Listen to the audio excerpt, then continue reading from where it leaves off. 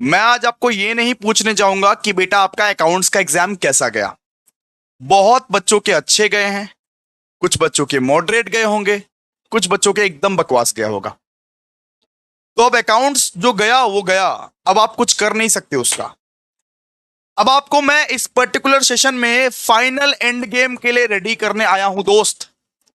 अब आपको फाइनल लड़ाई के लिए रेडी करना है।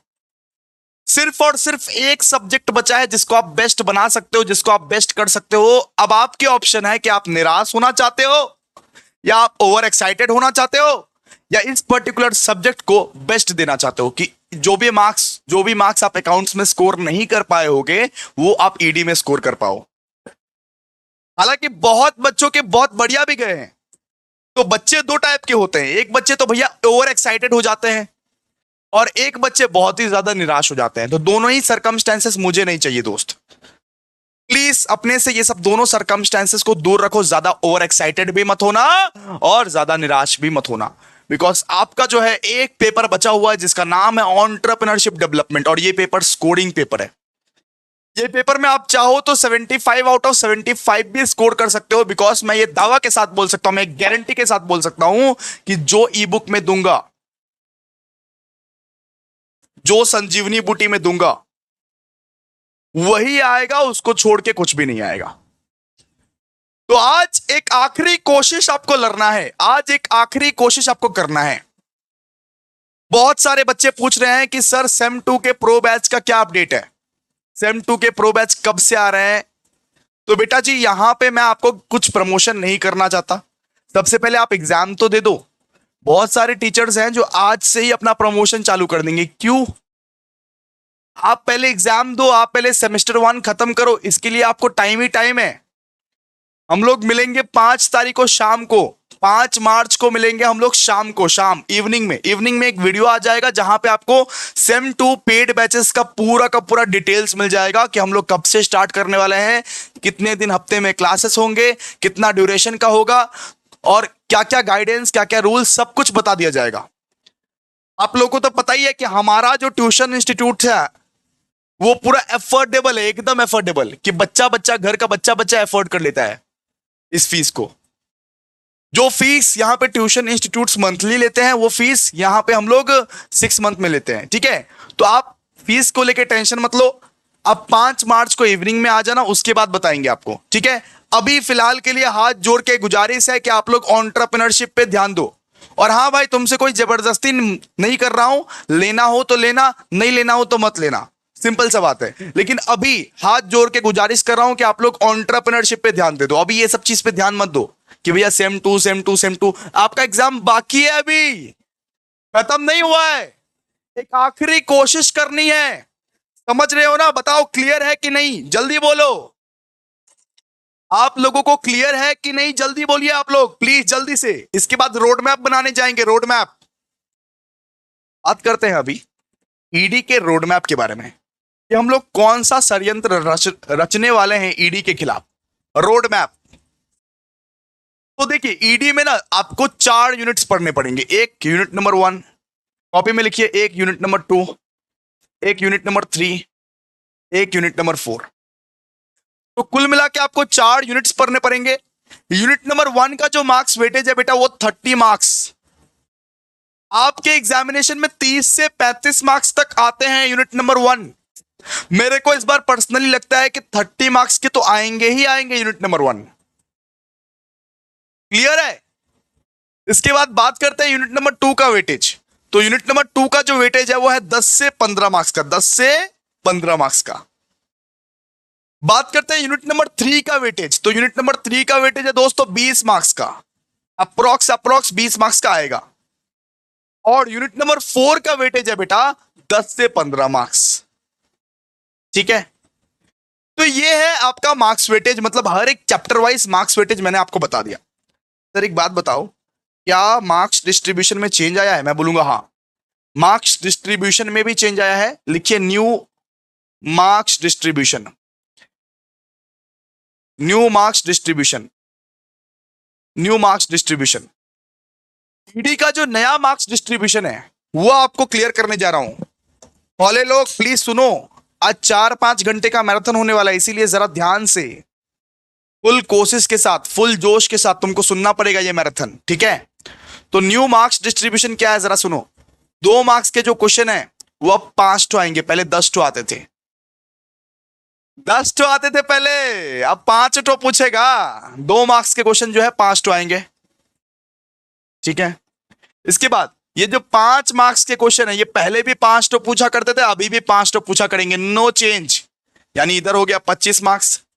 10 मार्क्स के जो क्वेश्चन है पहले 3 ठो पूछा करते थे, लेकिन अभी 4 ठो पूछेगा, बस यही, ठीक है।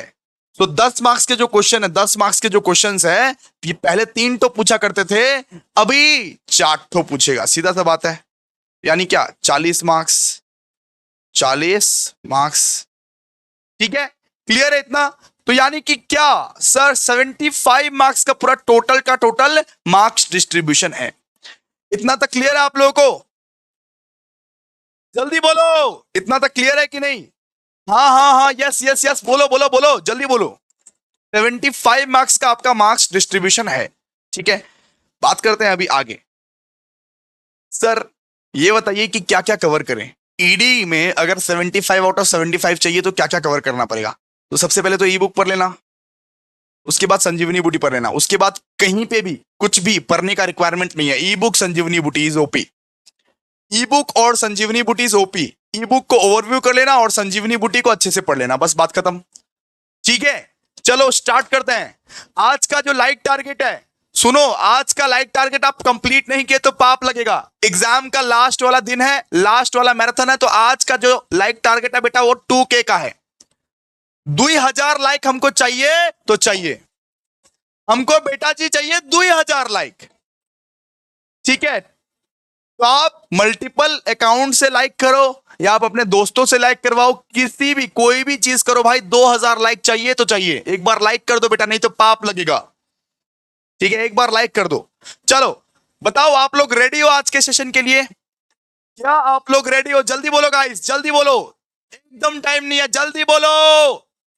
क्या आज के सेशन के लिए आप लोग रेडी हो?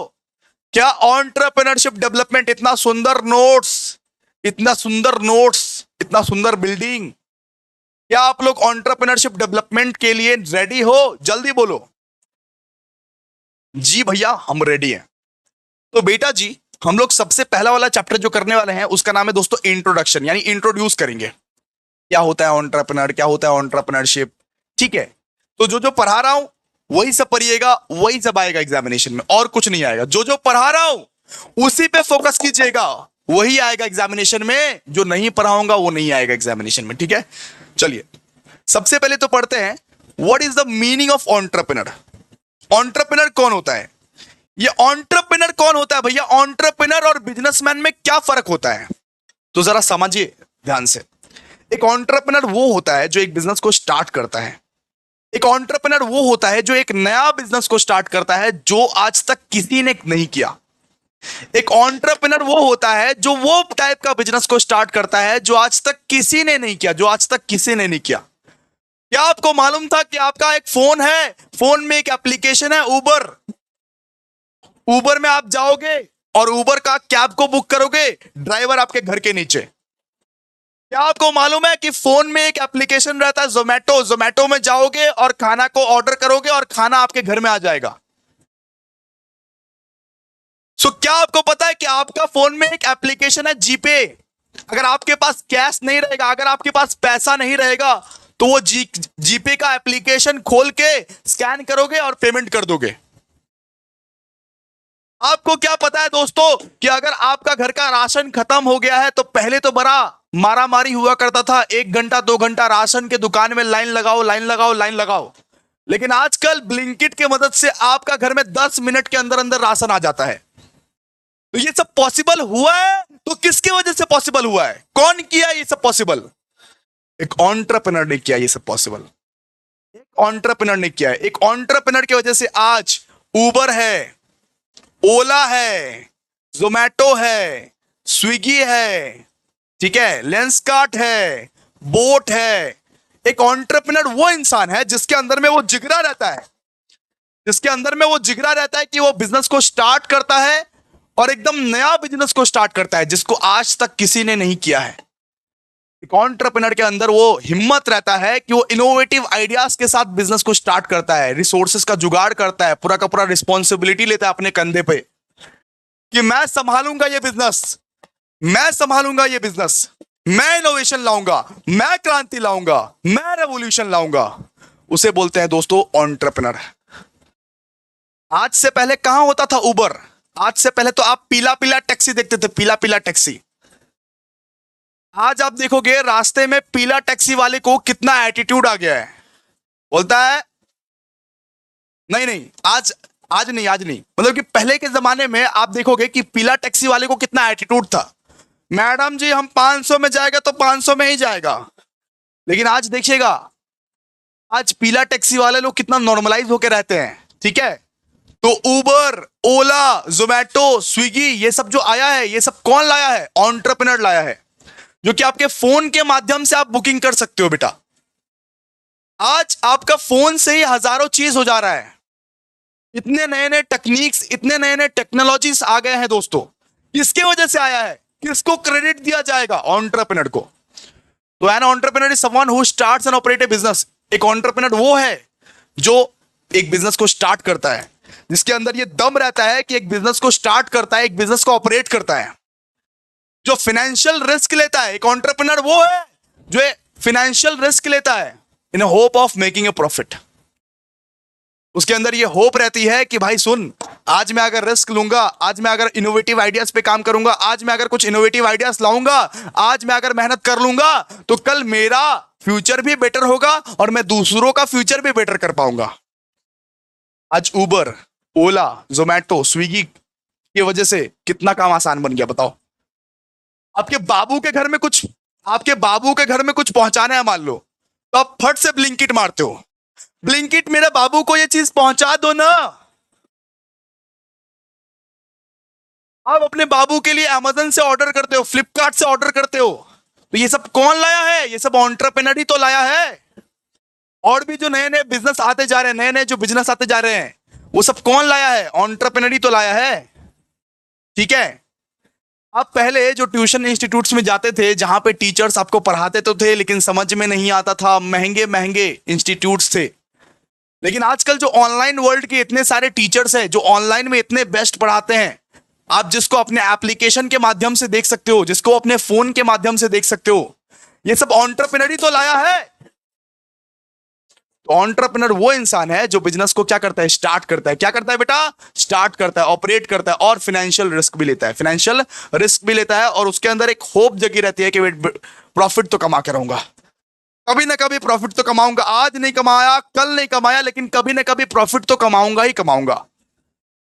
और बेटा एंटरप्रेन्योर जो है ना, एंटरप्रेन्योर में यही खासियत होता है कि वो इनोवेटिव आइडियाज के साथ आता है, एकदम नया नया आइडियाज के साथ आता है, रिसोर्सेस का जुगाड़ करते हैं और रिस्पॉन्सिबिलिटी लेते हैं कि ये धंधे को मैं चलाऊंगा, ये बिजनेस को मैं चलाऊंगा, एंटरप्रेन्योरशिप में करके दिखाऊंगा। तो एक एंटरप्रेन्योर वो होता है जो कॉन्फिडेंट रहता है, जिसके अंदर वो क्षमता रहती है कि मैं अंत में मैं ही जीतेगा, अंत में मैं ही करेगा, ठीक है। तो एंटरप्रेन्योर क्या बोलता है? So they play a crucial role in driving economic growth and creating new jobs, ठीक है। आज आपके पास अगर पॉकेट में कैश नहीं रहता है तो आज आप स्कैनर यूज करते हो, आज आप गूगल पे यूज करते हो, फोन पे यूज करते हो। किसके वजह से? एंटरप्रेन्योर की वजह से, एंटरप्रेन्योर की वजह से। अश्नीर ग्रोवर, ठीक है।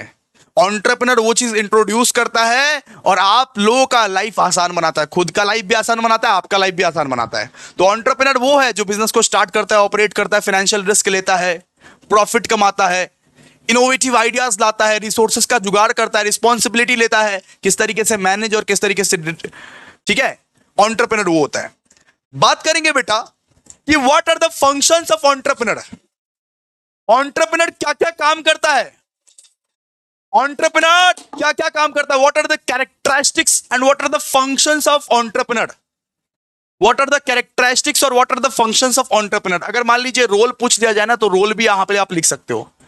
What are the role of entrepreneur पूछ लिया जाए ना, तो यहां भी आप लिख सकते हो। रोल, फीचर्स, फंक्शंस सब लिख सकते हो भाई इसमें, ठीक है। सब ये फटाफट से सबसे पहले एंटरप्रेन्योर वो है जो हमेशा रिस्क लेता है।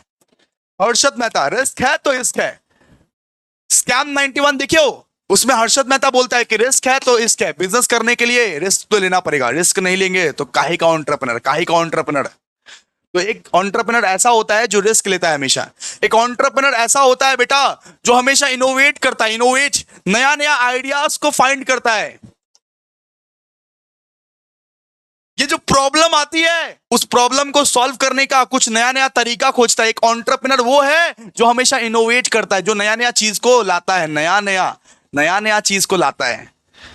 एक एंटरप्रेन्योर वो होता है जिसके पास एक क्लियर विजन रहता है, विजन। एक एंटरप्रेन्योर वो होता है जिसके पास एक क्लियर विजन रहता है, क्लियर विजन, कि मुझे ये गोल अचीव करना है तो करना है, बस तो बस। एक एंटरप्रेन्योर वो होता है जिसके पास क्लियर विजन रहता है कि वो क्या अचीव करना चाहता है। जैसे आपके पास एक क्लियर विजन है ना कि भैया बस अकाउंट्स में पास हो जाए, तो वो क्या आपका विजन है। भैया बस 90 प्लस आ जाए, वो क्या है, विजन है। ठीक है, तो भैया बस जैसे तैसे बीकॉम क्लियर हो जाए, ये क्या आपका विजन है। तो एक एंटरप्रेन्योर का भी एक क्लियर विजन होता है बेटा कि वो क्या अचीव करना चाहता है, क्या नहीं अचीव करना चाहता है। ठीक है, एक एंटरप्रेन्योर बेटा ये परसिस्टेंट होना चाहिए, परसिस्टेंट। एक एंटरप्रेन्योर के पास जज्बा होना चाहिए, जज्बा, कि जितना भी चैलेंजेस आ जाए, जितना भी प्रॉब्लम्स आ जाए, जितना भी सेटबैक्स आ जाए, मैं वापस से आऊंगा। जितना भी डाउनफॉल आ जाए मैं वापस चमकूंगा, अंत में मैं ही जीतेगा, अंत में मैं ही जीतेगा। एक एंटरप्रेन्योर क्या होना चाहिए बेटा, परसिस्टेंट होना चाहिए, परसिस्टेंट। एक एंटरप्रेन्योर के पास बेटा अडेप्ट करने की शक्ति होनी चाहिए।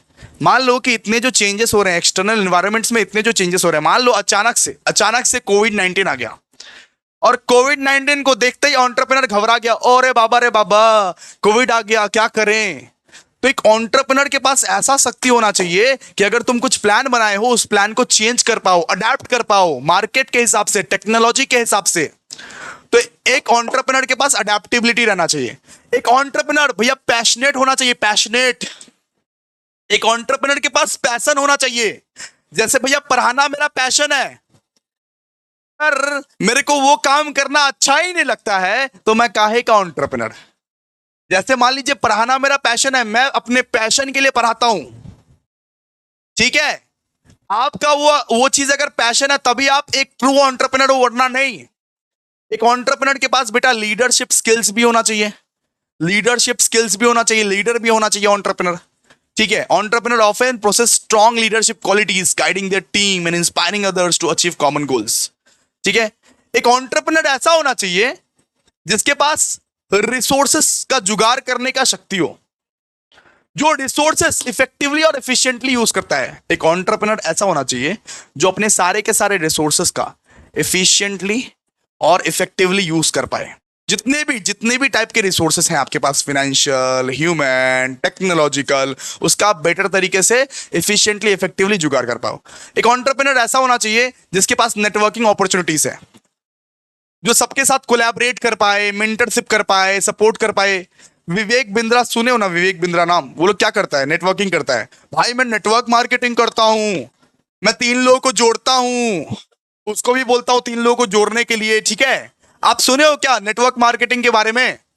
तो एक एंटरप्रेन्योर वो होता है जो सबके साथ रिश्ता बनाता है, सबके साथ रिश्ता बनाता है, जो कोलैबोरेट करता है, मेंटरशिप प्रोवाइड करता है, सपोर्ट प्रोवाइड करता है। ठीक है, सबके साथ वो रिश्ता बनाता है, कॉन्टैक्ट्स बनाता है, कॉन्टैक्ट्स।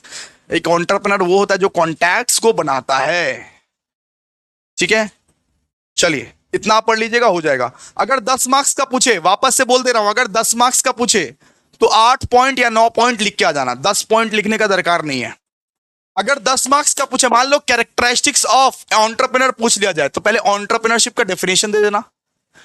ठीक है, एंटरप्रेन्योरशिप का डेफिनेशन दे देना, उसके बाद 8 पॉइंट लिख के आ जाना। डेफिनेशन दे देना और उसके बाद 8 पॉइंट लिख के आ जाना, बात खत्म।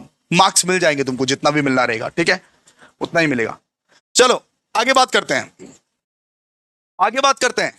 ओके, आगे बात करते हैं। आगे हम लोग बात करेंगे क्लासिफिकेशन ऑफ एंटरप्रेन्योर। थोड़ा सा जल्दी ही कवर करूंगा इसको, क्लासिफिकेशन ऑफ एंटरप्रेन्योर का। हमारे पास बहुत टाइप्स के एंटरप्रेन्योर है, ये नॉट इंपॉर्टेंट फॉर सिलेबस है, मतलब इतना इंपॉर्टेंट नहीं है आपके एग्जाम में आएगा या नहीं आएगा। ठीक है, लेकिन आपको पढ़ा देता हूं। सबसे पहला होता है बिजनेस एंटरप्रेन्योर। तो बिजनेस एंटरप्रेन्योर कौन होता है, जो एक बिजनेस को स्टार्ट करता है, जो एंटरप्रेन्योर एक बिजनेस को स्टार्ट करता है, जो इंडिविजुअल एक बिजनेस को स्टार्ट करता है, उसको हम लोग बोलते हैं बिजनेस एंटरप्रेन्योर। फिर होता है बेटा ट्रेडिंग एंटरप्रेन्योर, जो buying and selling of goods करता है। जैसे मान लीजिए वो बनिया वनिया का दुकान में देखते हो ना, बनिया का दुकान में, अरे आसपास का मोदी दुकान में देखते हो ना आप लोग, क्या करता है, गुड्स को खरीदता है और बेचता है, खरीदता है और बेचता है, खरीदता है और बेचता है। तो उसको हम लोग बोलते हैं ट्रेडिंग एंटरप्रेन्योर। जो गुड्स को खरीद के बेच देता है उसको हम लोग क्या बोलेंगे, ट्रेडिंग एंटरप्रेन्योर। ठीक है, आपके आसपास वाले गुप्ता जी का दुकान, साहू जी का दुकान में आप देखते हो ना कि गुड्स को खरीदते हैं और वो लोग बेचता है। क्लियर है? तो उसको हम लोग क्या बोलेंगे, ट्रेडिंग एंटरप्रेन्योर। एक होता है बेटा इंडस्ट्रियल एंटरप्रेन्योर, जो सिर्फ और सिर्फ इंडस्ट्रीज के काम करता है, जो सिर्फ और सिर्फ इंडस्ट्रीज के काम करता है। इंडस्ट्रीज का जैसे मान लो मैन्युफैक्चर कर दिया, इस माइक को किसी ने मैन्युफैक्चर कर दिया। जो एंटरप्रेन्योर सिर्फ और सिर्फ मैन्युफैक्चरिंग एक्टिविटीज को अंडरटेक करता है उसको हम लोग बोलते हैं इंडस्ट्रियल एंटरप्रेन्योर। एक होता है कॉर्पोरेट एंटरप्रेन्योर, जो सिर्फ कॉर्पोरेट का वो काम संभालता है, जो सिर्फ कंपनी का काम संभालता है, जो अपने इनोवेटिव स्किल से पूरा का पूरा कंपनी का काम संभालता है। ठीक है, उसको हम लोग बोलते हैं कॉर्पोरेट एंटरप्रेन्योर। एक होता है बेटा agricultural entrepreneur, so they are the entrepreneur who undertakes agricultural activities such as raising and marketing of crops. एक ऐसा भी एंटरप्रेन्योर रहता है जो एग्रीकल्चरल एक्टिविटीज करता है, जैसे मान लो क्रॉप्स को उगाना, क्रॉप्स को रेज करना, क्रॉप्स को बेचना, उस एंटरप्रेन्योर को हम लोग बोलते हैं एग्रीकल्चरल एंटरप्रेन्योर। ठीक है, अब बात करते हैं टेक्निकल एंटरप्रेन्योर मतलब क्या होता है। सर टेक्निकल एंटरप्रेन्योर मतलब जो so they are extremely task oriented, जो हमेशा टेक्नोलॉजीज पे काम करता है, जो थोड़ा सा टेक्निकल बैकग्राउंड का है, उस टाइप के एंटरप्रेन्योर को हम लोग क्या बोलते हैं, टेक्निकल एंटरप्रेन्योर। ठीक है, नॉन टेक्निकल क्या बोलते हैं, so the entrepreneur is not concerned with the technical aspect of the product, जिसको टेक्नोलॉजी की कोई भी समझ नहीं है, जो टेक्निकल एकदम नहीं है। जैसे मेरे को टेक्नोलॉजी की कोई भी समझ नहीं है, सारा का सारा काम मेरा एडमिन करता है, सारा का सारा काम मेरा एडमिन करता है बेटा। मेरे को टेक्नोलॉजी की कोई भी समझ नहीं है, किस तरीके से ऐप चलाना है, किस तरीके से ऐप को मेंटेन करना नहीं आता मेरे को, तो मैं क्या कहलाऊंगा, नॉन टेक्निकल एंटरप्रेन्योर। ठीक है, बात करते हैं प्रोफेशनल एंटरप्रेन्योर कौन होता है। Professional entrepreneur, he is an entrepreneur who starts a business unit but not carry business for a long period. तो प्रोफेशनल एंटरप्रेन्योर वो एंटरप्रेन्योर होता है जो बिजनेस खोलता तो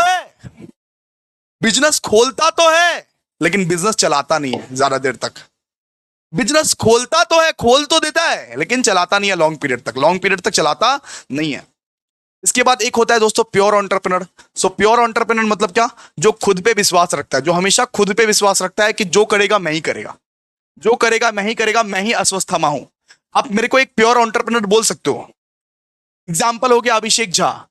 मैं क्या बोलता हूं, मैं किसी टीचर को हायर नहीं करूंगा, जो करूंगा मैं ही करूंगा, जो पढ़ाऊंगा मैं ही पढ़ाऊंगा, क्योंकि मेरे को खुद पे विश्वास है, मेरे को खुद के एबिलिटी पे विश्वास है कि मैं सारे सब्जेक्ट बेहतरीन तरीके से पढ़ा सकता हूं, मुझे किसी का रिक्वायरमेंट नहीं है। ठीक है, इसका नाम हो गया सो प्योर एंटरप्रेन्योर। ठीक है, एक होता है बेटा इंड्यूस्ड एंटरप्रेन्योर मतलब जो जबरदस्ती का एंटरप्रेन्योर बनता है, गवर्नमेंट बेनिफिट्स लेने के लिए, जिसको एंटरप्रेन्योर बनने का कोई शौक नहीं है, लेकिन जबरदस्ती का तुम एंटरप्रेन्योर बन रहा है गवर्नमेंट बेनिफिट्स लेने के लिए, इसको बोलते हैं induced entrepreneur. He is incurred to take up an entrepreneurial activity with the view to avail some benefits from the government. Induced entrepreneur वो होते हैं जो जबरदस्ती का एंटरप्रेन्योर बनते हैं गवर्नमेंट से कुछ बेनिफिट लेने के लिए। ठीक है, एक होते हैं मोटिवेटेड एंटरप्रेन्योर, जो हमेशा मोटिवेटेड रहते हैं, जिनको अपने स्किल्स पे, अपने एक्सपर्टीज पे बहुत विश्वास रहता है, जिनको अपने प्रोफेशनल स्किल्स, अपने एक्सपर्टीज पे बहुत विश्वास रहता है, उसको हम लोग बोलते हैं मोटिवेटेड एंटरप्रेन्योर। जैसे संदीप माहेश्वरी हमेशा मोटिवेटेड रहते हैं, बोलता है कि मेरे पास ये स्किल है, एक्सपर्टीज है कि मैं सबको पढ़ा सकता हूं।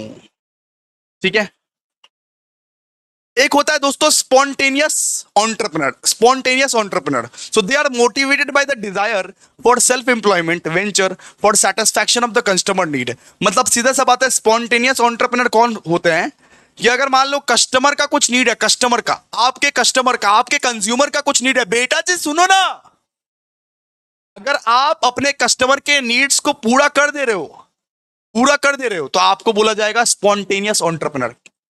आपको क्या बोला जाएगा? Spontaneous entrepreneur. आप अपने कस्टमर को नीड्स को फॉलो करके, फुलफिल करके आप सेटिस्फाई हो रहे हो, सेटिस्फाई हो रहे हो और मोटिवेट हो रहे हो, आपको बोला जाएगा स्पॉन्टेनियस एंटरप्रेन्योर। मान लो कि मैंने कस्टमर की नीड्स को पूरा कर दिया, उसके बाद मैं खुश हो रहा हूं, वाओ मैंने कस्टमर की नीड्स को पूरा कर दिया, वाओ कस्टमर जो मांग रहा था वो मैंने दे दिया उसको, वाओ, तो मेरे को बोला जाएगा स्पॉन्टेनियस एंटरप्रेन्योर। ठीक है। इसके बाद देखिए, on the basis of the development, एक होता है बेटा first generation entrepreneur. First generation entrepreneur मतलब क्या? फर्स्ट जनरेशन एंटरप्रेन्योर मतलब वो एंटरप्रेन्योर जो खुद अपने दम पे इंडस्ट्रियल यूनिट स्टार्ट करता है, खुद अपने दम पे जो बिजनेस स्टार्ट करता है उसको बोलते हैं first generation entrepreneur. Modern entrepreneur क्या होता है? मॉडर्न एंटरप्रेन्योर मतलब, मान लीजिए कि आपके पापा चाचा ने कि एक बिजनेस खोल दिया। आप बोल रहे हो अरे पापा क्या फालतू बिजनेस चला के रखा है, आप तो पुराने जमाने के हिसाब से बिजनेस को चला रहे हो, आप तो अपने बिजनेस को पुराने जमाने के हिसाब से चला रहे हो, एकदम नया वाला जमाना के हिसाब से चलाओ। और आप मॉडर्न मार्केटिंग नीड्स समझ रहे हो और मॉडर्न मार्केटिंग नीड्स के हिसाब से अपने बिजनेस को चला रहे हो, तो आपको बेटा बोला जाएगा मॉडर्न एंटरप्रेन्योर। एक होता है बेटा क्लासिकल एंटरप्रेन्योर। क्लासिकल एंटरप्रेन्योर कौन होते हैं? He is the one who develop self supporting venture for satisfaction of consumer needs.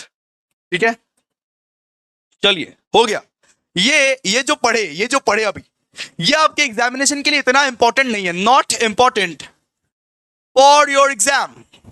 ये आपके एग्जामिनेशन के लिए इतना इंपॉर्टेंट नहीं है, लेकिन एक बार रीड करके रख लेना, जस्ट रीड, जस्ट बेटा पढ़ के रख लेना। ठीक है, ठीक है बेटा, समझ में आया? इतना समझ में इतना आया?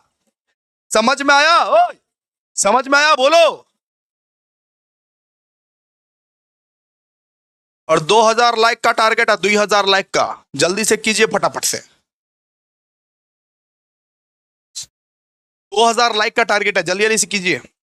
अब देखिए ये वेरी वेरी वेरी इंपॉर्टेंट, ये जो मैं पढ़ाने वाला हूं ये आपके एग्जामिनेशन के लिए वेरी वेरी वेरी इंपॉर्टेंट, बहुत बहुत बहुत ज्यादा इंपॉर्टेंट है, बहुत ज्यादा इंपॉर्टेंट। पढ़ना पड़ेगा मतलब पढ़ना पड़ेगा, आएगा मतलब आएगा इसमें से क्वेश्चन। ठीक है, तो देखिए यहां पे क्या लिखा हुआ है, यहां पे हम लोग पढ़ते हैं so types of entrepreneurs by Clarence Danhof. एक क्लियरेंस डनहॉफ बोल के आदमी थे, वो बोले कि कितने टाइप्स के एंटरप्रेन्योर रहते हैं उसके बारे में यहां पे बोले हम लोग को। ठीक है, तो उनके हिसाब से 4 टाइप के एंटरप्रेन्योर होते हैं, 4 टाइप के एंटरप्रेन्योर। एक होते हैं बेटा इनोवेटिव एंटरप्रेन्योर। इनोवेटिव एंटरप्रेन्योर वो होते हैं जो थोड़े जो एक्सपेरिमेंट्स करते हैं, जो एग्रेसिव रहते हैं, जो बोलते हैं कि मैं पहली बार बनाऊंगा, जो बहुत ज्यादा मेहनत करते हैं। इनोवेटिव एंटरप्रेन्योर वो होते हैं, they are generally aggressive on experimentation and cleverly put attractive policies into practices. Innovative entrepreneurs वो होते हैं जो बहुत ज्यादा मेहनत करते हैं और जो कुछ ना कुछ नया लाते हैं मार्केट में, कुछ ना कुछ नया बनाते हैं, जो अपनी मेहनत से, अपनी मशक्कत से कुछ ना कुछ नया बनाते हैं मार्केट में, कुछ ना कुछ नया लाते हैं। जैसे उबर ने फर्स्ट टाइम जो कैब सर्विसेज लाया था ना, वो उबर लाया था। फर्स्ट टाइम जो कैब सर्विसेज लाया था ना, तो वो उबर लाया था, उबर। फर्स्ट टाइम जो वो 10 मिनट्स का वो जो आप फूड डिलीवरी देखते हो ना, वो ब्लिंकिट लाया था। तो इनोवेटिव एंटरप्रेन्योर्स वो टाइप के एंटरप्रेन्योर्स है जो मोटिवेटेड रहते हैं, जो एक्सपेरिमेंट करते हैं, जो बहुत मेहनत करते हैं, बहुत मशक्कत करते हैं, 24-24 घंटा मेहनत करते हैं, 24-24 घंटा मेहनत करते हैं रेवोल्यूशन लाने के लिए, रेवोल्यूशन लाने के लिए। जब मैं ये मार्केट में आया था, बीकॉम वाला मार्केट में, तब उस जमाने में बीकॉम के लिए कोई भी मैराथन नहीं लिया करता था, पता है आप लोगों को? जब मैं 2 साल पहले इस मार्केट में आया था, तब बीकॉम के लिए कोई भी मैराथन नहीं लिया करता था, वन शॉट नहीं लिया करता था। वन शॉट बोल के कोई चीज ही नहीं था बीकॉम के लिए। व्हाट्सएप ग्रुप बोल के कोई चीज ही नहीं था, ना मैराथन होता था, ना वन शॉट होता था, और ना व्हाट्सएप ग्रुप होता था। सो बस एक यूट्यूब चैनल खोल लिया, बस ये टिप्स और ट्रिक्स दे दिया, बस बात खत्म, इतना ही होता था सिर्फ। बीकॉम इंडस्ट्री का बात कर रहा हूं, जब मैं यहां पे आया था तब इस इंडस्ट्री में आपको ना मैराथन देखने को मिलता था, ना वन शॉट देखने को मिलता था, ना कुछ भी देखने को मिलता था। सो बट मैं जब पहली पहली बार आया तो मैं सोचा कि बच्चों के लिए कुछ करना चाहिए। तो सबसे पहले मैंने क्या किया कि मैराथन से काम नहीं चलेगा, सबसे पहले वन शॉट दो उनको, वन शॉट। उसके बाद मैराथन मैंने लाया, उसके बाद लाइव सेशन मैंने लाया। तो ये किसका काम होता है? ये इनोवेटिव एंटरप्रेन्योर्स का काम होता है। इनोवेटिव एंटरप्रेन्योर्स वो टाइप के एंटरप्रेन्योर्स हैं जो बहुत मेहनत करते हैं, जो एग्रेसिवली मेहनत करते हैं, जो एक्सपेरिमेंट करते हैं, जो बहुत ज्यादा मेहनत करके एक नया चीज लाते हैं, नया चीज का डेवलपमेंट करते हैं। इनोवेटिव एंटरप्रेन्योर्स वो एंटरप्रेन्योर होता है जो बहुत मतलब एग्रेसिव टाइप के इंसान होते हैं। एग्रेसिव टाइप के इंसान एक्सपेरिमेंट करते हैं, ठीक है, एकदम नया नवेला चीज लाते हैं। जैसे मान लो उबर, जैसे उबर ने क्या किया? उबर ने पहली पहली बार कैब सर्विसेज लाया था। जोमैटो ने क्या किया? वो पहली पहली बार फूड डिलीवरी सर्विसेज लाया था, ठीक है। अच्छा, तो एक तो होता है बेटा, एक होता है इनोवेटिव एंटरप्रेन्योर, दूसरा होते हैं एडॉप्टिव एंटरप्रेन्योर। एडॉप्टिव और इमिटेटिव एंटरप्रेन्योर, ये कुछ भी नहीं है बेटा, ये कॉपीबाज है। ये कॉपीबाज है। क्या है? कॉपीबाज। ये क्या है? कॉपीबाज। ये टाइप के एंटरप्रेन्योर जो होते हैं ना, वो कॉपीबाज होते हैं। वो किसका कॉपी करते हैं? इनोवेटिव एंटरप्रेन्योर्स का। एक ऐसा एंटरप्रेन्योर रहता है जो दूसरों का कॉपी करते हैं। जब मैंने ये वन शॉट वाला कंसेप्ट लाया, या जब मैंने ये मैराथन वाला कंसेप्ट लाया, तो बहुत सारे प्रोफेसर्स या बहुत सारे टीचर्स इसको कॉपी करने लगे। वो लोग भी सेम टू सेम करने लगे, ठीक है। एग्जाम्पल समझा रहा हूं आप लोग को, मेरी यहां पे जंग वंग लड़ने की कोई नीड नहीं है, ठीक है। तो कॉपी करने लगे, तो इसको क्या बोलते हैं हम लोग? एडॉप्टिव और इमिटेटिव एंटरप्रेन्योर, ठीक है। So imitative entrepreneurs do not innovate the changes themselves, they only imitate techniques and technology innovated by others. जैसे मान लीजिए उबर का कॉपी किसने किया? बताइए, जल्दी बोलिए, चैट बॉक्स में बोलिए, उबर का कॉपी किसने किया? जल्दी जल्दी। उबर का कॉपी किया तो किसने किया? किसने किया उबर का कॉपी? ओला। उबर का कॉपी ओला ने किया। जोमैटो का कॉपी स्विगी ने किया, ठीक है। उबर का कॉपी ओला ने किया, जोमैटो को कॉपी स्विगी ने किया। एडॉप्टिव एंटरप्रेन्योर्स बेसिकली करते क्या? देखो, एडॉप्टिव एंटरप्रेन्योर्स बेसिकली करते क्या है? वो क्या करते हैं कि 90% कंसेप्ट उनका चोरी किया हुआ रहता है, कॉपी। 90% कंसेप्ट उनका कॉपी रहता है, प्लस वो अपना टच लगा देता है वो 10% का। 90% तुमने कॉपी किया और 10% खुद अपना मसाला मिर्च ऐड कर दिया, वही बन गया पूरा का पूरा। उबर का कॉपी किसने किया? ओला ने किया, ठीक है। स्विगी का कॉपी किसने किया? जोमैटो ने किया। इस तरीके से नॉर्मली ये क्या है? अडॉप्टिव और इमिटेटिव एंटरप्रेन्योर, ठीक है। बात करते हैं फेबियन एंटरप्रेन्योर। क्या होता है फेबियन एंटरप्रेन्योर? आप लोग क्या छंगानी कचौड़ी वाले का नाम सुने हो? मतलब कि छंगानी कचौड़ी वाले का नाम, आपको एक एग्जांपल समझाता हूं। आप छंगानी कचौड़ी वाले का नाम सुने हो? आओ मैं दिखाता हूं छंगानी कचौड़ी वाला कौन है। आप कभी देखे नहीं हो फूड ब्लॉग में छंगानी कचौड़ी वाला, जो बड़ा बाजार में कचौड़ी बेचता है, जो बहुत रूड है, जो बहुत गाली गलौज से बात करता है, बहुत गुस्सा में बात करता है? आप देखे हो क्या छंगानी कचौड़ी वाले को? देखो देखो देखो देखो, इसका पिक्चर देखो, पिक्चर फोटो इसका फोटो देखो भाई, फोटो देखो इसका। ये है छंगानी कचौड़ी वाला। आप देख सकते हो छंगानी को, देख सकते हो कितना अनहाइजेनिक तरीके से, कितना गंदा तरीके से, कितना कचरा तरीके से ये कचौड़ी को बेच रहा है। देखिए कितना गंदा जगह है, कितना गंदा जगह। इस जगह में कचौड़ी को बेचता है और ये कचौड़ी को बेचता है और लोग खाते हैं। यहां पे देखिए पीछे वाले भैया को, ये बनियान में बैठा हुआ है, अपने गंदे गंदे मसाले वाले हाथों से प्यारा प्यारा कचौड़ी बना रहा है और सर्व किए जा रहा है। इतना अनहाइजेनिक तरीका से बेचता है ये। तो ये ना वायरल वीडियो में ना फेमस हो गया था। ये फूड व्लॉगर लोग इसको फेमस कर दिया, पता नहीं इसको ना बात करने की तमीज है ना कोई बात बात करता है। बात ये है बेटा, बात ये है छंगानी जी ने क्या किया था। छंगानी जी ने क्या किया था कि तो जब इनसे इनका फूड ब्लॉगर पूछता है, जब इनसे इनका फूड ब्लॉगर बोलता है कि भैया आप चेंज क्यों नहीं कर देते, आप इतना अनहाइजेनिक तरीके से, इतना गंदा तरीके से क्यों सर्व करते हो खाना, आप अपने दुकान को चेंज करो, आपका दुकान तो फेमस है, आप तो बहुत पैसा कमा रहे हो, अब अपना दुकान को, अपना मॉडल को चेंज करो, थोड़ा हाइजेनिक वे में बेचो और कचौड़ी को थोड़ा सा महंगा कर दो, चलेगा? तो थोड़ा सा हाइजेनिक वे में बेचो ना।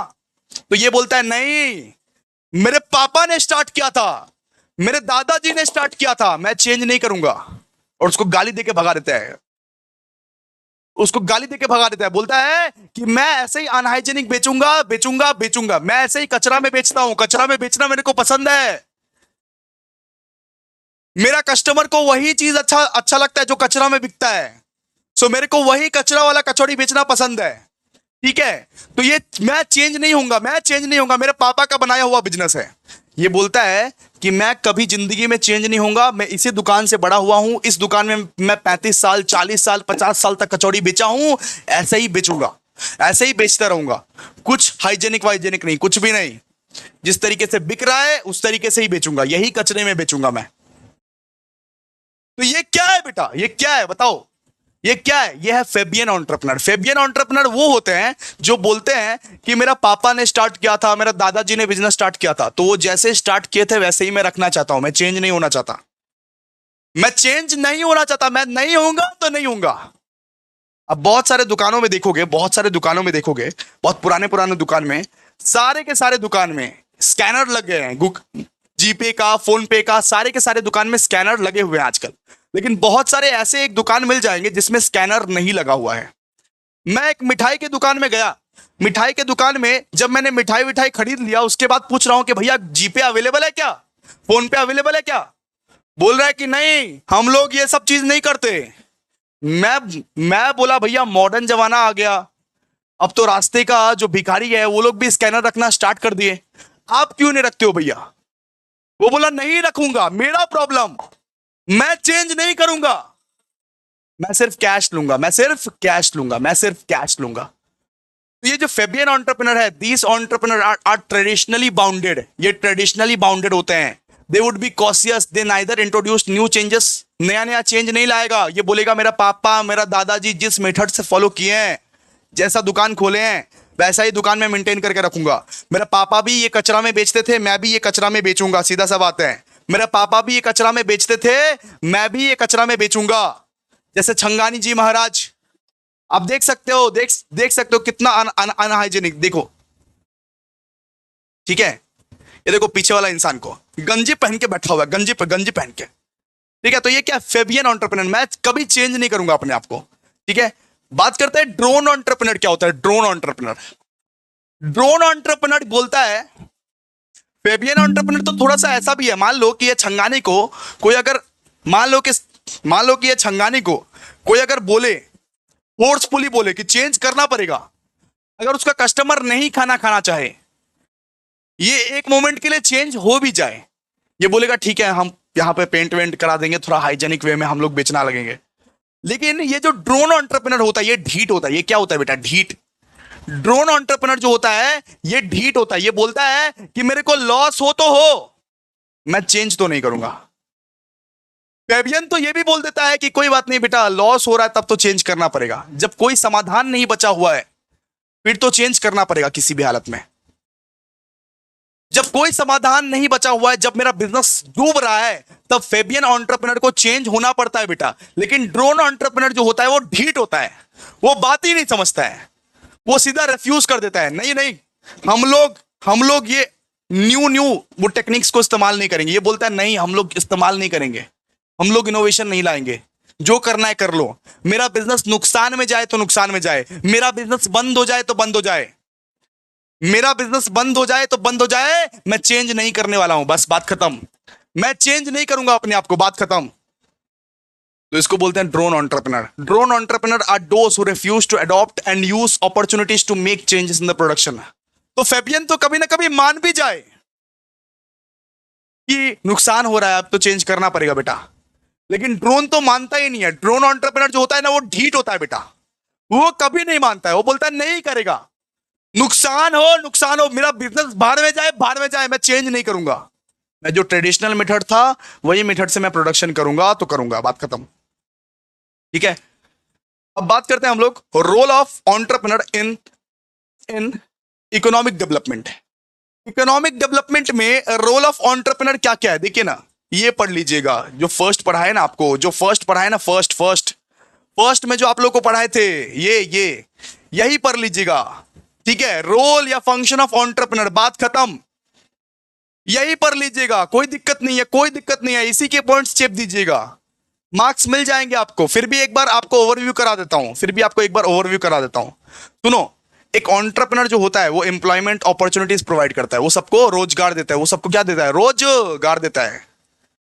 वो सबको रोजगार देता है, ठीक है, रोजगार देता है, मतलब एम्प्लॉयमेंट अपॉर्चुनिटीज प्रोवाइड करता है। इसके बाद एक एंटरप्रेन्योर जो होता है बेटा, वो बैलेंस्ड रीजनल डेवलपमेंट करता है। मतलब मान लीजिए यहां पे सिर्फ कोलकाता का डेवलपमेंट हो रहा है, एक एंटरप्रेन्योर मान लीजिए रहेगा मुर्शिदाबाद का, तो वो मुर्शिदाबाद का भी डेवलपमेंट करेगा, वो दार्जिलिंग का भी डेवलपमेंट करेगा, वो सिलीगुड़ी का भी डेवलपमेंट करेगा। तो एक एंटरप्रेन्योर जो होता है ना, वो अपने इलाके का भी डेवलपमेंट करता है। सबसे पहले शुरुआत वो अपने इलाके से ही करता है बेटा, जिस इलाके में वो रहता है वहीं से वो सबसे पहले शुरुआत करता है। एक रूरल एरियाज या बैकवर्ड एरियाज में सबसे पहले वो रीजनल डेवलपमेंट करता है, ठीक है। एक एंटरप्रेन्योर जो होता है रिसोर्सेज जो है ना, रिसोर्सेज उसको प्रॉपर तरीके से यूज करता है, इफेक्टिवली और efficiently, mobilisation of local resources. एक एंटरप्रेन्योर जो होता है रिसोर्सेज का इफेक्टिवली एफिशिएंटली वो यूज करता है। इसके बाद और क्या है, एक एंटरप्रेन्योर जो है वो कैपिटल को बेहतर तरीके से ऑप्टिमाइज करता है। वो कैपिटल तभी इन्वेस्ट करेगा, वो एक कैपिटल तभी इन्वेस्ट करेगा जब उसका हाई रिटर्न्स हो, हाई रिटर्न्स। वो ये देखता है कि इन्वेस्ट तो कर दूं मैं, 1 लाख तो पैसा लगा दूं, 1 लाख तो दे दूं मैं, लेकिन रिटर्न कितना आएगा।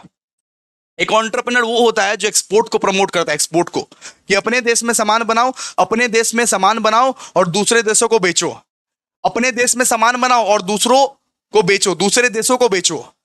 एक एंटरप्रेन्योर एक ऐसा होना चाहिए। एंटरप्रेन्योर की वजह से क्या होता है, एंटरप्रेन्योर की वजह से कस्टमर को वैरायटीज ऑफ प्रोडक्ट मिलता है। जैसे अगर आप सर्फ खरीदने जाओगे तो बहुत सारे वैरायटीज ऑफ ब्रांड मिलेंगे सर, सर्फ एक्सेल मिल जाएंगे, रिन मिल जाएंगे, आपको निरमा मिल जाएंगे, वॉशिंग पाउडर निरमा, ठीक है, दूध सी सफेदी, ठीक है। तो आप अगर सर्फ खरीदने जाओगे तो सर्फ एक्सेल मिल जाएगा, निरमा मिल जाएगा, बहुत सारे।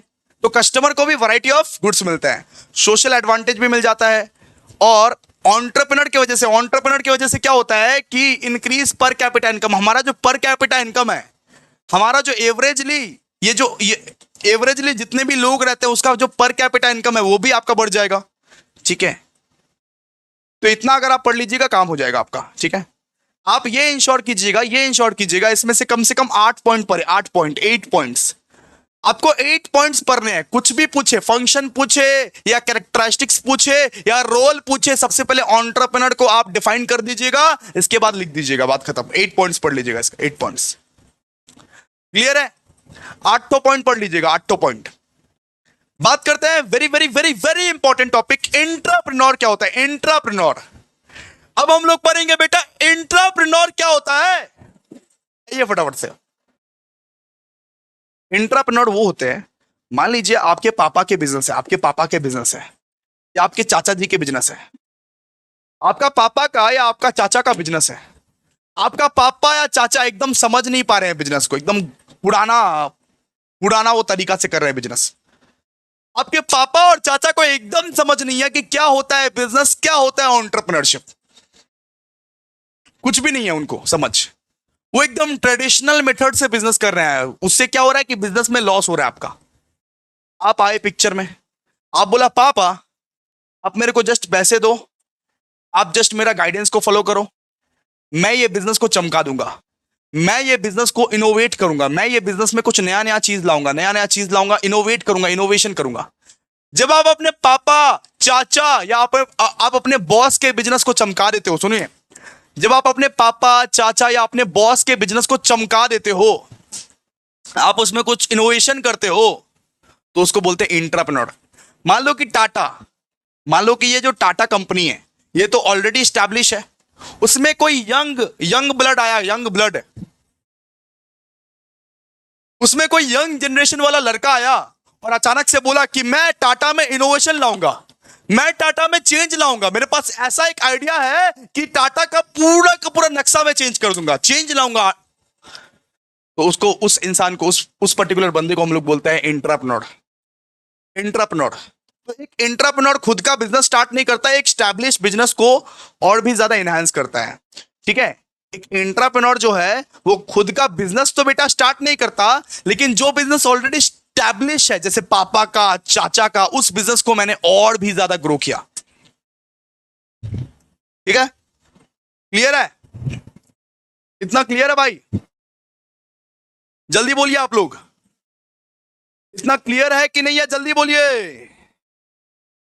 बोलिए सर, क्लियर है। अच्छा, बात करते हैं what are the factors affecting entrepreneurs growth, मतलब एक एंटरप्रेन्योर के ग्रोथ में क्या क्या बाधाएं आती है, एंटरप्रेन्योर के ग्रोथ में क्या क्या बाधाएं आती है, उस बाधाएं का नाम हम लोग बताने वाले हैं। जब एक एंटरप्रेन्योर बेटा ग्रो करता है ना, तो उसकी ग्रोथ में ना बहुत सारे फैक्टर्स आते हैं, बहुत सारी बाधाएं आती हैं। जब आप ग्रो करने लगोगे ना, जब आप सक्सेस पाने लगोगे, तब आपके नीचे में बहुत कांटे चुभेंगे, आपके रास्ते में बहुत सारे कांटे आएंगे, बहुत सारी बाधाएं आएंगे। तो एक एंटरप्रेन्योर के लाइफ में, एक एंटरप्रेन्योर के लाइफ में क्या क्या बाधाएं आती है उसके बारे में हम लोग पढ़ने वाले हैं। सबसे पहले तो देखिए मार्केट डिमांड। क्या आप जो सामान लॉन्च करने वाले हो, क्या आप जो प्रोडक्ट या सर्विसेज लॉन्च करने वाले हो, क्या उसका मार्केट डिमांड उतना होगा या नहीं होगा, ये भी एक फैक्टर है। आप एक सामान लॉन्च तो कर दोगे, मैं ये माइक लॉन्च तो कर दूंगा मार्केट में, लेकिन ये माइक बिकेगा, ये एक बाधा है। इसके बाद एक्सेस टू कैपिटल, आपको पैसा कौन देगा। अगर मान लीजिए आप एंटरप्रेन्योर बनना चाहते हो, सबसे बड़ी बाधा, आप एंटरप्रेन्योर बनना चाहते हो, आप एंटरप्रेन्योरशिप करना चाहते हो, लेकिन आपके पास पैसे ही नहीं है बेटा, आपके पास पैसे ही नहीं है। और एंटरप्रेन्योर करने के लिए, एंटरप्रेन्योरशिप बनने के लिए, एंटरप्रेन्योर बनने के लिए आपको इक्विपमेंट चाहिए, मार्केटिंग चाहिए, एम्प्लॉयज को हायर करना पड़ेगा। तो आपके पास वो कैपिटल ही अवेलेबल नहीं है, तो कैसे बनोगे एंटरप्रेन्योर। इसके बाद बेटा गवर्नमेंट पॉलिसीज, गवर्नमेंट पॉलिसीज। सो कभी कभी लॉज, रेगुलेशंस, रूल्स की वजह से आप एंटरप्रेन्योर नहीं बन पाते हो। तो कभी कभी गवर्नमेंट आपके फेवर में नहीं रहेंगे। अगर गवर्नमेंट आपके फेवर में रहते हैं, अगर मान लीजिए मोदी जी आपको बहुत सपोर्ट करते हैं कि एंटरप्रेन्योर आप चिंता मत करो, आपके लिए 4 साल का टैक्स फ्री है, आप आराम से एंटरप्रेन्योरशिप करो, तो आप ज्यादा एनकरेज होंगे, आप करना चाहोगे एंटरप्रेन्योर। अगर गवर्नमेंट के पॉलिसीज आपके खिलाफ है, एंटरप्रेन्योर के खिलाफ है, तो एक एंटरप्रेन्योर को कभी भी मोटिवेशन नहीं आएगा, मोटिवेशन नहीं मिलेगा बेटा। इसके बाद भैया टेक्नोलॉजी, आपको कभी कभी टेक्नोलॉजी अगर अच्छा है तो एंटरप्रेन्योर बन सकते हो, अच्छा नहीं है तो एंटरप्रेन्योर नहीं बन सकते हो। अगर टेक्नोलॉजी ठीक ठाक है तो एंटरप्रेन्योर बना जा सकता है, टेक्नोलॉजी अगर सही नहीं है तो एंटरप्रेन्योर नहीं बना जा सकता है। एजुकेशन एंड स्किल से लगेगा। मान लीजिए एंटरप्रेन्योर तो तुम बनना चाहते हो, लेकिन तुम अनपढ़ हो, अनपढ़। एंटरप्रेन्योर तो बनना चाहते हो, लेकिन तुमने ठीक से 12वीं भी पास नहीं की है, फिर कैसे बनोगे एंटरप्रेन्योर। तो एंटरप्रेन्योर बनने के लिए एजुकेशनल स्किल्स जो है, एंटरप्रेन्योरशिप स्किल्स जो है, वो बहुत ज्यादा रिक्वायरमेंट है, एसेंशियल है। एंटरप्रेन्योर बनने के लिए स्किल्स, नॉलेज बहुत ज्यादा महत्व रखता है। ये सब अगर है आपके पास, तभी आप बन सकते हो एंटरप्रेन्योर। इसके बाद नेटवर्किंग एंड सपोर्ट भी चाहिए आपको, ठीक है। अगर आप एक एंटरप्रेन्योर बनना चाहते हो, तो आपको एक मेंटर से, पीयर्स से आपको गाइड लेना पड़ेगा, आपको कॉन्टैक्ट्स चाहिए। आपके पास अगर मान लीजिए कॉन्टैक्ट ही नहीं है, तो आप काहे का एंटरप्रेन्योर, नहीं बन सकते आप एंटरप्रेन्योर, ठीक है। ये सब बाधाएं हैं, ये सब रास्ते के बाधाएं हैं, ये सब बाधाएं हैं, ठीक है। एक एंटरप्रेन्योर बनने के लिए आपको रिस्क भी उठाना पड़ेगा, आपका रिस्क अपेटाइट उतना रहना चाहिए। ऐसा नहीं भाई कि एक रिस्क लिया, हार्ट अटैक आ गया आपको, oh my God, oh my God, कैसे करेंगे। अगर आप एंटरप्रेन्योर बनना चाहते हो, तो आपके पास ये कैपेबिलिटी होना चाहिए, आपके दिल में ये इतना पावर होना चाहिए कि आप रिस्क ले सको, आप रिस्क ले सको। तो रिस्क टेकिंग एबिलिटी होना चाहिए आपके पास, ठीक है। आपका जो इकोनॉमिक कंडीशन है वो भी बहुत बढ़िया होना चाहिए। आपके देश का जो इकोनॉमिक कंडीशन है, मान लीजिए जीडीपी ग्रोथ, इन्फ्लेशन रेट, ये सब भी बढ़िया होना चाहिए। आपका देश अगर मान लीजिए अगर तरक्की कर ही नहीं रहा है, तो एक एंटरप्रेन्योर कैसे तरक्की करेगा। अरे बेटा जी, देश ही तरक्की नहीं कर रहा है आपका, तो एंटरप्रेन्योर कैसे तरक्की करेगा। सबसे मोस्ट इंपॉर्टेंट आपका इंफ्रास्ट्रक्चर जो भी अच्छा होना चाहिए, जैसे मान लीजिए ट्रांसपोर्टेशन, कम्युनिकेशन, ये सब भी अच्छा होना चाहिए, और कल्चरल एक्टिविटीज भी अच्छा होना चाहिए, ठीक है। ये सब सारे के सारे पॉइंट्स है, आप आराम से पढ़ लो। ये क्या है, फैक्टर्स अफेक्टिंग एंटरप्रेन्योर्स ग्रोथ, मतलब एंटरप्रेन्योर के रास्ते में, एंटरप्रेन्योर के रास्ते में क्या क्या बाधाएं आती है, क्या क्या प्रॉब्लम्स आती है, उस चीज के बारे में आपको पढ़ाया हूं, ठीक है। नेक्स्ट देखिए, एंटरप्रेन्योरशिप के बारे में पढ़ने वाले। एंटरप्रेन्योरशिप मतलब क्या होता है। एंटरप्रेन्योरशिप का डेफिनेशन यहां से लेके यहां तक पढ़िएगा, ठीक है। मैं मार्क कर दे रहा हूं, यहां से लेके यहां तक पढ़िएगा। एंटरप्रेन्योरशिप का जो डेफिनेशन पढ़िएगा ना, यहां से लेके यहां तक। आइए आइए क्या लिखा हुआ देखिए, all activities undertaken by entrepreneur to bring a business unit into existence. मतलब एक एंटरप्रेन्योर कोई भी एक्टिविटी करता है, ए टू जेड, जो भी एक्टिविटी, जो भी काम कर रहा है, एक बिजनेस यूनिट को एग्जिस्ट कराने के लिए, एक बिजनेस को साकार बनाने के लिए, अपने सपने को सच करने के लिए, एक एंटरप्रेन्योर जो कुछ भी करता है, कुछ भी, उसको एंटरप्रेन्योर कहते हैं।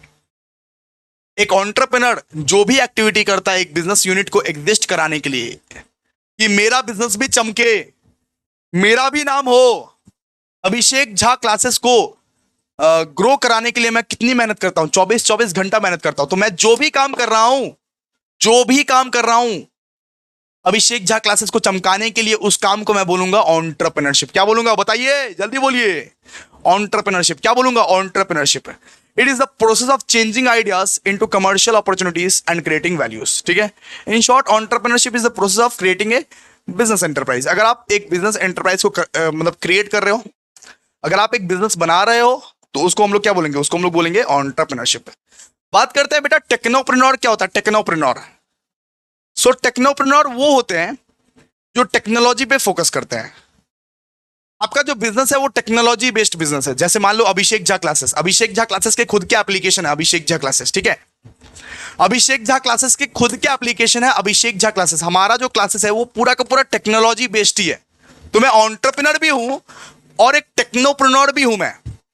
ठीक है, मैं एंटरप्रेन्योर तो हूं ही, लेकिन साथ ही साथ भैया टेक्नोप्रेन्योर भी हूं, क्योंकि मेरा जो बिजनेस है वो टेक्नोलॉजी पे बेस्ड है। मेरा पूरा का पूरा जो बिजनेस है वो टेक्नोलॉजी पे चलता है बेटा। हर चीज में टेक्नोलॉजी बीच में आती है बेटा। ठीक है, तो उसको क्या बोलेंगे? Technopreneur. Technopreneur is someone who starts and run a business that focused on technology. ठीक है, ये नेक्स्ट। अब बात करते हैं एंटरप्रेन्योर वर्सेस इंट्राप्रेन्योर। आएगा आपके एग्जामिनेशन में, very very very very very important. समझ में आ रहा है? क्लियर है गाइस? क्लियर है? जल्दी चैट बॉक्स में बताओ क्लियर है? क्लियर है गाइस? जल्दी बोलो, हाउ इज द जोश? लाइक करो एक बार। एक एंटरप्रेन्योर में और एक इंट्राप्रेन्योर में क्या क्या डिफरेंस होता है जरा समझिए, जरा समझने की कोशिश कीजिए आप। ठीक है, नहीं समझेंगे तो नहीं चलेगा, समझना पड़ेगा। सबसे पहले देखिए, एक एंटरप्रेन्योर जो होता है वो खुद के दम पे बिजनेस स्टार्ट करता है। वो किसी से मदद नहीं मांगता है, वो अपने पापा से चाचा से किसी से मदद नहीं मांगता है, किसी के पनाह पे नहीं जीता है। एक एंटरप्रेन्योर वो होता है जो खुद के दम पे बिजनेस स्टार्ट करता है। Entrepreneur refers to a person who set up his own business with a new idea और कंसेप्ट। ठीक है, और एक इंट्राप्रेन्योर वो होते हैं, intrapreneur refers to an employee of the organization who is in charge of undertaking innovations in product, service, process, etc. और एक इंट्राप्रेन्योर वो होते हैं जो अपने पापा के, चाचा के या अपने बॉस के बिजनेस को चमकाते हैं। अपने पापा के, चाचा के या बॉस के बिजनेस को चमकाते हैं। इंट्राप्रेन्योर एक एम्प्लॉय होता है, एक ऑर्गेनाइजेशन का जस्ट एक एम्प्लॉय। वो अपनी बुद्धि से एक बिजनेस को चमका देता है। ठीक है, इसका जो अप्रोच है वो इंट्यूसिव है, इसका जो अप्रोच है वो रेट्रोस्पेक्टिव है। ठीक है, अच्छा, एंटरप्रेन्योर खुद का रिसोर्स यूज करता है, इंट्रा खुद का नहीं यूज करता है, जो उसको कंपनी प्रोवाइड करता है वो रिसोर्सेज को यूज करता है। ठीक है, एंटरप्रेन्योर जो पैसा है उसको खुद रेस करता है, एंटरप्रेन्योर जो पैसा है उसका खुद रेस करता है। मैं मान लीजिए एक बिजनेस को स्टार्ट करने वाला हूं, तो मैं पैसे खुद रेस करूंगा, अपने दम पे रेस करूंगा, लेकिन इंट्राप्रेन्योर को कंपनी फाइनेंस करती है। ठीक है, एक एंटरप्रेन्योर जो होता है न्यू स्टैब्लिश होता है उसका एंटरप्राइज, और ये एग्जिस्टिंग वन होता है। एक एंटरप्रेन्योर जो होता है इंडिपेंडेंट होता है, किसी पे डिपेंडेंट नहीं होता है, और एक इंट्रा जो होता है वो डिपेंडेंट होता है। ठीक है, क्लियर है? रिस्क जो है, रिस्क सिर्फ यहां पे एंटरप्रेन्योर लेता है। रिस्क एंटरप्रेन्योर को ही लेना पड़ता है बेटा, एंटरप्रेन्योर को ही लेना पड़ता है। और यहां पे इनका रिस्क जो है वो कंपनी लेता है, इंट्राप्रेन्योर का रिस्क जो है वो कंपनी लेता है। ठीक है, चलिए नेक्स्ट टॉपिक प्लीज लाइक कीजिए। लाइक टारगेट है 2000 लाइक। मुझे पता नहीं कंप्लीट भी हो पाएगा या नहीं, लेकिन 2000 लाइक प्लीज कर दीजिए। ठीक है, ये लाइक टारगेट कंप्लीट होगा या नहीं मुझे पता नहीं दोस्त, आपके लिए मेहनत तो करता हूं लेकिन आप लाइक नहीं करते हो। तो प्लीज ये लाइक टारगेट को अचीव करवा दीजिए। ईडी का एग्जाम बहुत बेहतर से बेहतर बनाना है, 75 में से 75 लाना है तो लाना है, बस तो बस। आइए अब पढ़ते हैं हम लोग इनोवेशन क्या होता है। इनोवेशन मतलब आप जब एक नया आइडियाज को इंप्लीमेंट कर देते हो उसको बोलते हैं इनोवेशन। आपके दिमाग से एक आइडिया आया, मान लीजिए आपके दिमाग से एक आइडिया आया, उस आइडिया को जब आप इंप्लीमेंट कर देते हो, उस आइडिया पे जब आप काम कर लेते हो बेटा, इंप्लीमेंट कर देते हो, उसको बोलते हैं इनोवेशन। मेरे दिमाग में एक आइडिया आया कि इस तरीके से एक माइक बनाऊंगा, और मैंने जब ये माइक बना दिया, उसको बोलते हैं इनोवेशन। बात खत्म।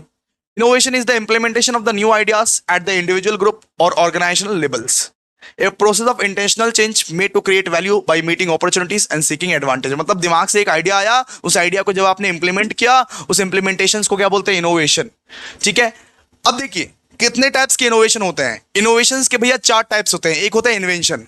इन्वेंशन में आप क्या करते हो? एक नया ही सामान कुछ बनाते हो। एक नया, मान लीजिए एक नया प्रोडक्ट या एक नया सर्विसेज, एक नया प्रोसेस आपने बनाया, उसको बोलते हैं इन्वेंशन। मैं ये माइक पहली पहली बार बना रहा हूं, आज से पहले ये माइक किसी ने नहीं बनाया, इसको मैं क्या बोलूंगा? इन्वेंशन।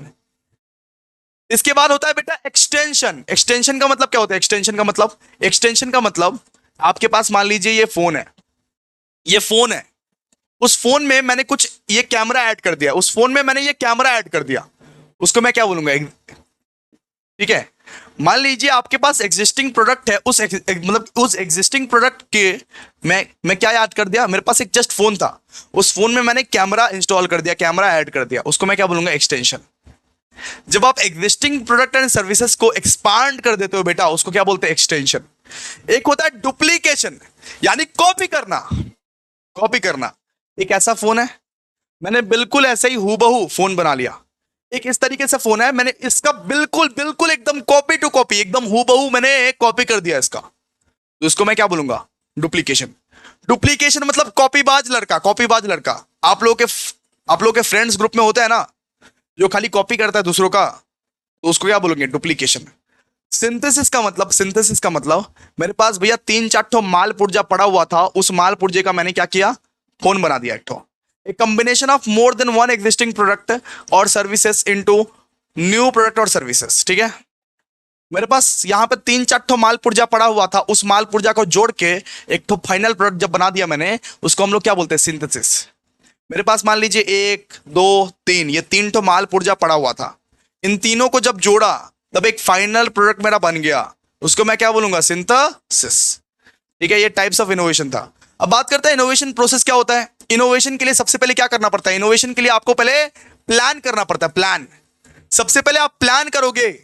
कुछ इनोवेशन करने के लिए पहले प्लान करोगे कि आपका प्रोडक्ट कैसा होना चाहिए, आपका सर्विस कैसा होना चाहिए, उसका क्या क्या फीचर होगा, उसका कैसा डिजाइन होगा, एक्सेट्रा।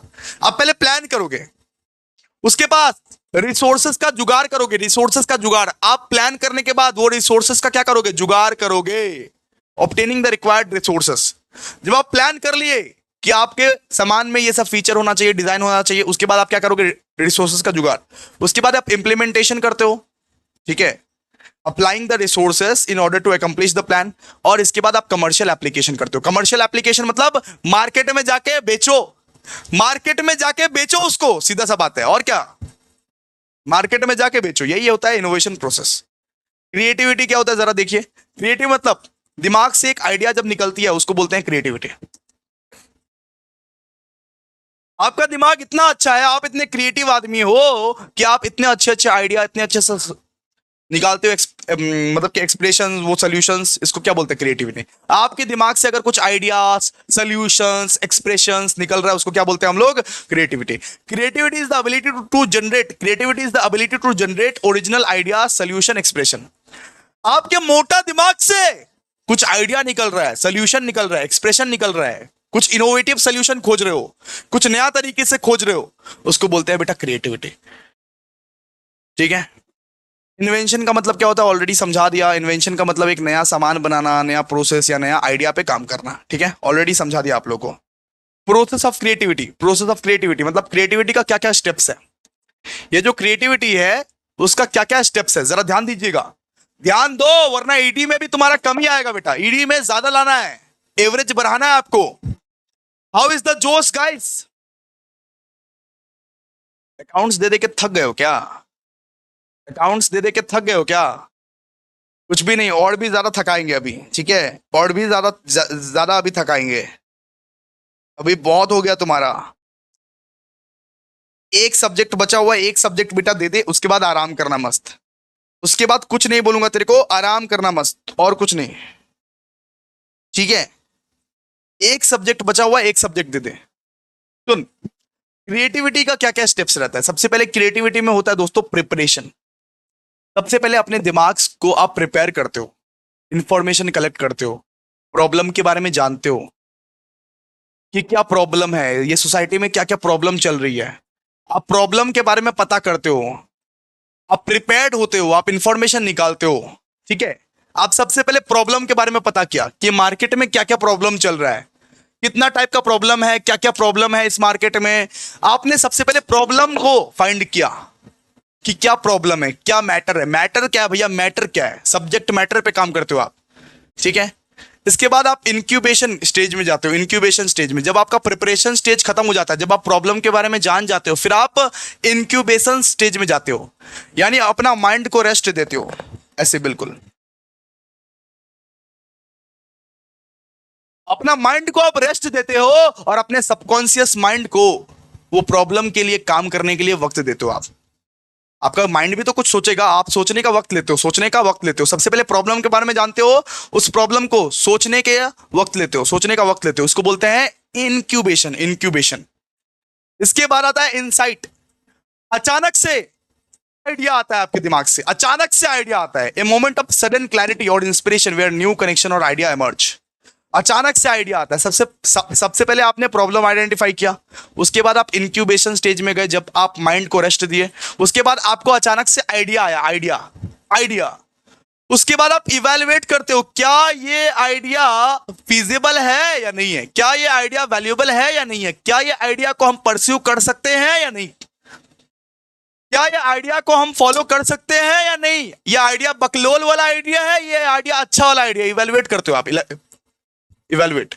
ठीक है, इसके बाद आप इलेबोरेट करते हो उसी आइडिया को आप इलेबोरेट करते हो। आप जब आइडिया सोचते हो तो एकदम छोटा सा सोचते हो ना, उसी आइडिया को आप एकदम इलेबोरेट करते हो अपने दिमाग में। उसके बाद उसका क्या करते हो? इम्प्लीमेंटेशन करते हो, उसका एग्जीक्यूशन होता है। उसके बाद उस आइडिया का बेटा एग्जीक्यूशन होता है। क्या होता है? एग्जीक्यूशन। तो ये जो प्रोसेस ऑफ क्रिएटिविटी है, इसका बहुत सारा स्टेप्स है। सबसे पहले प्रिपरेशन होता है, इसके बाद इंक्यूबेशन होता है, इंसाइट होता है, इवैल्यूएशन होता है, इलैबोरेशन होता है और इंप्लीमेंटेशन होता है। ठीक है, चलिए आइए, क्लियर है? प्लीज चैट बॉक्स में बताइए प्रोसेस ऑफ क्रिएटिविटी, जल्दी जल्दी जल्दी। प्लीज हर कोई चैट बॉक्स में बोलेगा प्रोसेस ऑफ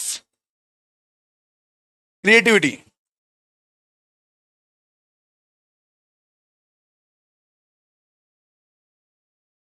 आइए, अब हम लोग सीखते हैं कि personal qualities of entrepreneur. Entrepreneur के अंदर क्या क्या क्वालिटीज होना चाहिए। अरे कैसा होना चाहिए एक एंटरप्रेन्योर? एक एंटरप्रेन्योर के अंदर क्या क्या खूबी होना चाहिए? एक एंटरप्रेन्योर कैसा होना चाहिए? कैसा होना चाहिए? कैसा होना चाहिए? एक एंटरप्रेन्योर होना चाहिए पैशनेबल।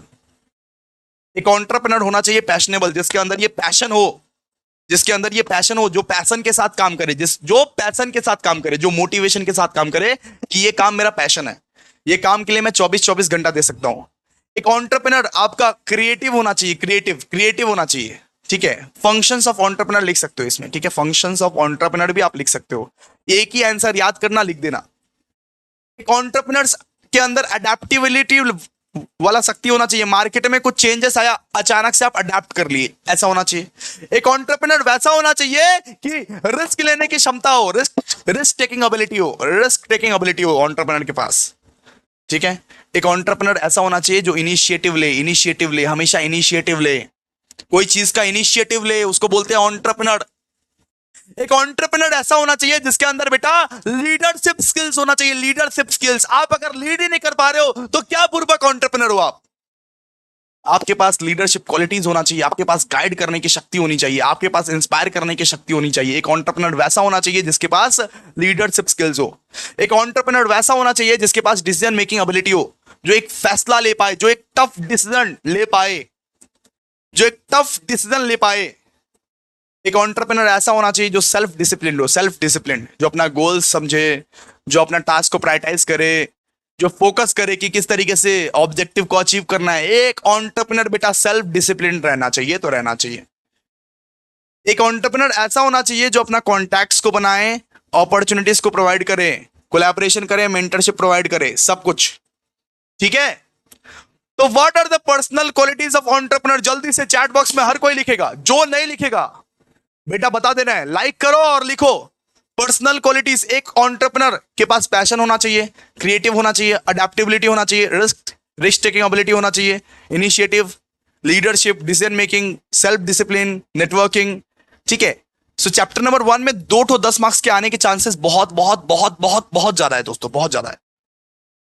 बात करते हैं फैमिली बिजनेस का। फैमिली बिजनेस मतलब क्या होता है? Family business is a corporation that is entirely owned and managed by a single family.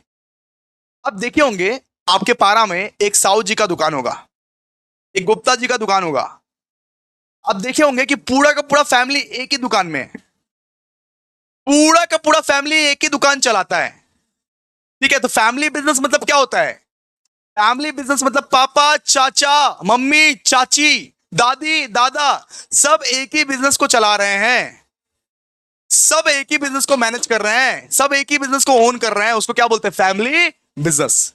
उसको हम लोग क्या बोलते हैं? Family business. जैसे एग्जांपल रिलायंस, एक फैमिली बिजनेस, एक फैमिली बिजनेस रिलायंस भी है, और एक फैमिली बिजनेस आपका पारा मोहल्ला वाला जो साहू जी का, गुप्ता जी का, बनिया लोग का जो दुकान है वो भी है। छोटा से छोटा लोकल शॉप भी एक फैमिली लोग चलाता है, और एक लार्ज मल्टीनेशनल कंपनीज भी एक फैमिली चला सकता है।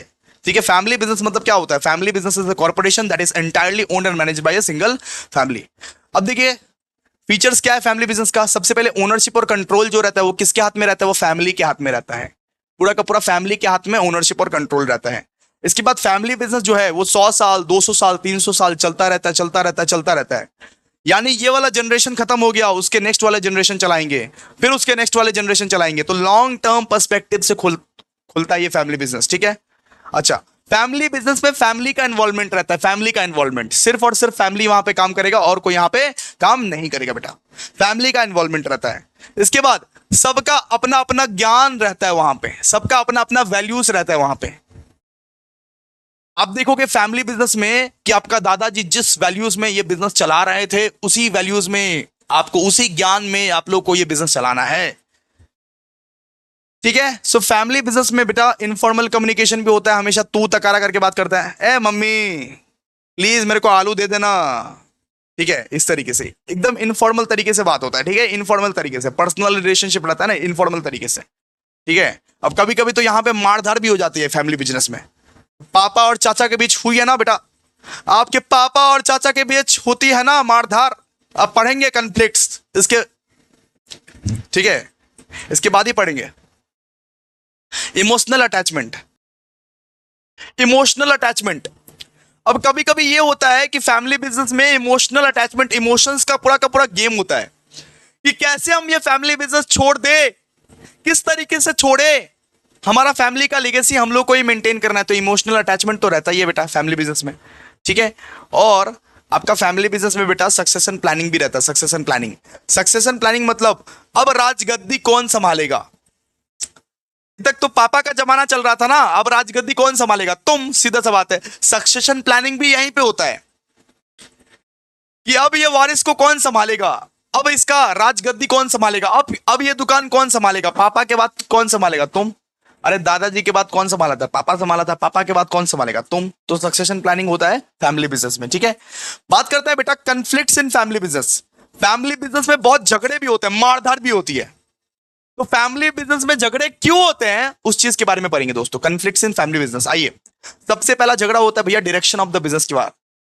मान लीजिए पापा और चाचा का जो विजन है अलग अलग है।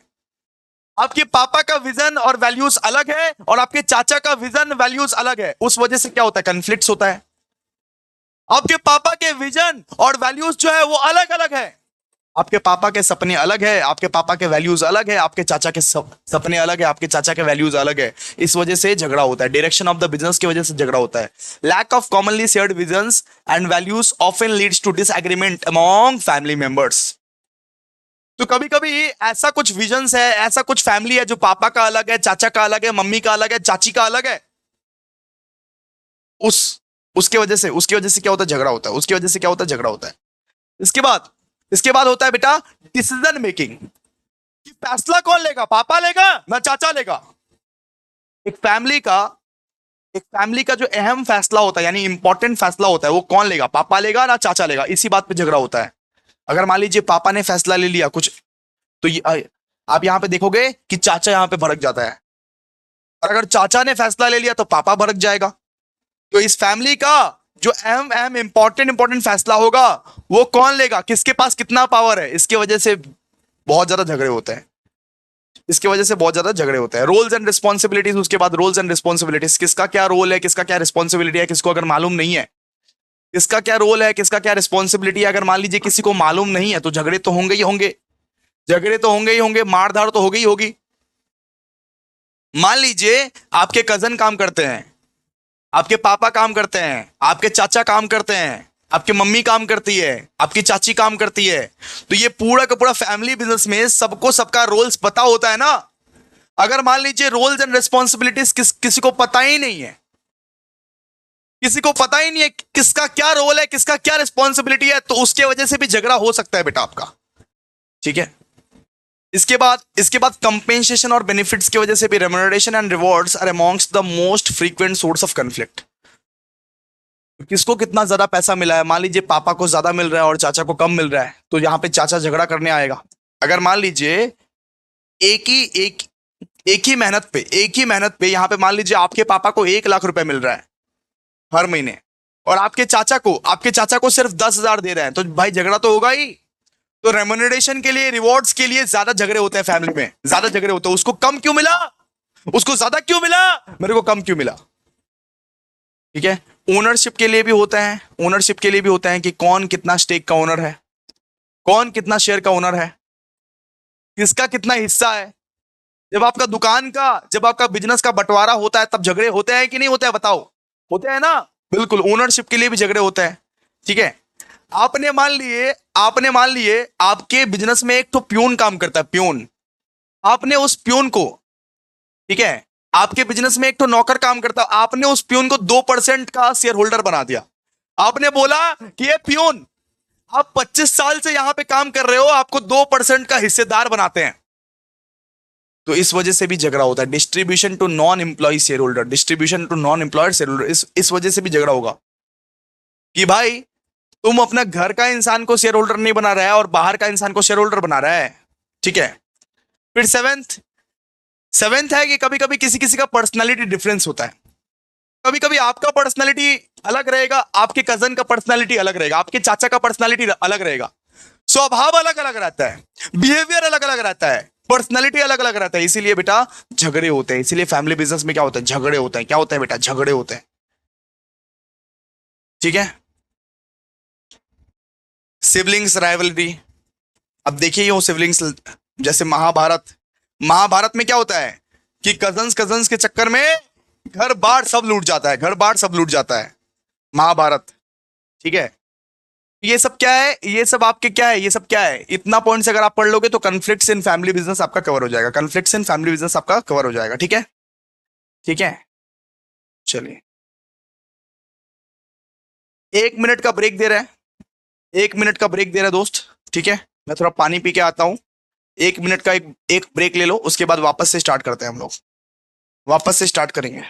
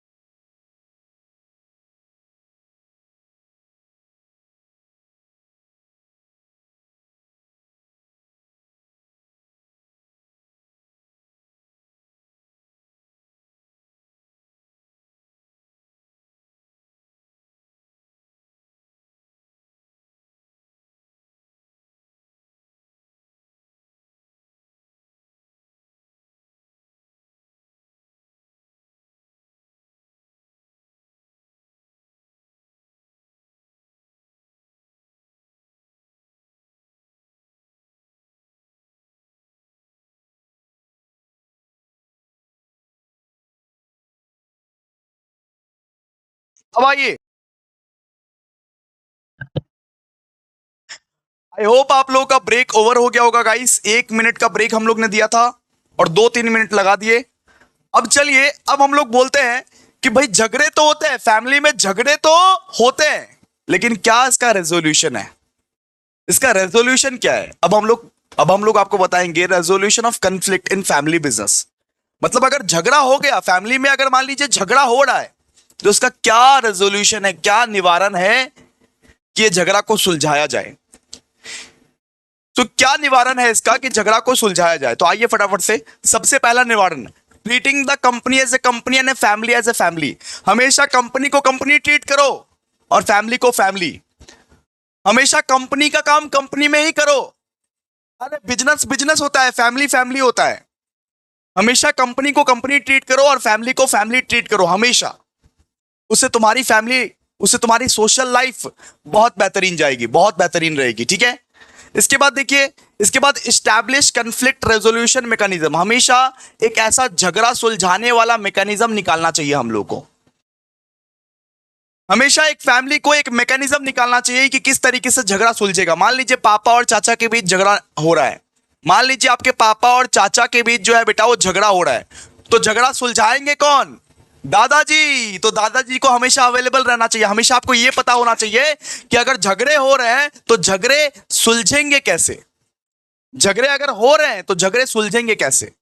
ठीक है, इसके बाद दिया हुआ है have structure in place. Have structure in place मतलब हमेशा जो इश्यूज होते हैं, हमेशा सबको रोल्स रिस्पॉन्सिबिलिटीज पता हो। हमेशा सारे के सारे मेंबर्स को अपना रोल्स, अपना रिस्पॉन्सिबिलिटीज, अपना वैल्यूज, कि क्या फैमिली की वैल्यूज है, क्या फैमिली की मान मर्यादा है, सब कुछ पता हो। तो इससे वो क्या करेंगे, इससे वो झगड़े वगैरह नहीं करेंगे। Have structure in place. ठीक है, मतलब हमेशा एक फैमिली को अपने रोल्स, अपने रिस्पॉन्सिबिलिटीज, वैल्यूज जो सिखाए गए हैं वो सब पता हो उनको। इसके बाद establish family values, goals and objective. हमेशा फैमिली के गोल्स एंड ऑब्जेक्टिव्स को ज्यादा प्रायोरिटाइज करना चाहिए। हमेशा खुद से बढ़ के अपना बिजनेस के बारे में सोचना चाहिए, अपने फैमिली बिजनेस के बारे में सोचना चाहिए कि मेरा फैमिली का गोल्स, मेरा फैमिली का ऑब्जेक्टिव क्या कहता है मेरे को। Establish shared family values, goals and objective. इसके बाद early and frequent communication. Early and frequent communication मतलब अगर मान लो झगड़े हो गए, मान लो तुम्हारे फैमिली में झगड़े हो गए बेटा, तो उसको जल्दी से जल्दी बात करके हटाओ। अब कभी कभी झगड़े को हम दबा के रखते हैं अपने दिल में, तो जल्दी से जल्दी बात करके हटाओ, मुंह के सामने बोलो और बात करके हटाओ, सॉल्व करो वो झगड़ा को, तुरंत के तुरंत सॉल्व करना चाहिए। Early and frequent communication. हमेशा झगड़ा को सुलझाने, मान लीजिए मम्मी ने चाची को कुछ बोल दिया, अब वो चाची बात पकड़ के 1 साल तक रह गई, 1 साल तक वो बात पकड़ के रह गई, तो हमेशा अर्ली एंड फ्रीक्वेंट कम्युनिकेशन करते रहना चाहिए, करते रहना चाहिए और करते रहना चाहिए। ओके, इसके बाद देखिए, इसके बाद बोला हुआ है seeking the help of mediators. आपके फैमिली में कोई ना कोई मीडिएटर होगा जिसका बात हर कोई मानता होगा। आपके फैमिली में कोई ना कोई मीडिएटर होगा जिसका बात हर कोई मानता होगा, है ना? तो उनका हेल्प हमेशा लेने का, seeking the help of mediator. Seeking the help of what? Seeking the help of mediator. हमेशा मीडिएटर का बात मानने का, हमेशा मीडिएटर का हेल्प लेने का। ठीक है, चलिए अब बात करते हैं वुमेन एंटरप्रेन्योर के बारे में। वुमेन एंटरप्रेन्योर कौन होता है? वुमेन एंटरप्रेन्योर होता है तो कौन होता है? वुमेन एंटरप्रेन्योर कौन है, इसके बारे में बात करते हैं। तो एक वुमेन एंटरप्रेन्योर वो होती है जो एक बिजनेस को स्टार्ट करती है और एक बिजनेस को रन करती है। एक वुमेन एंटरप्रेन्योर वो होती है जो इस समाज के ताने को सुनती है लेकिन फिर भी अपने बिजनेस को स्टार्ट करती है। उसके अंदर इतना जज्बा रहता है, उसके अंदर इतना भरोसा रहता है कि अगर लड़के कर सकते हैं, अगर लड़के एंटरप्रेन्योर बन सकते हैं, अगर मेंस एंटरप्रेन्योर बन सकते हैं तो मैं भी बनूंगी।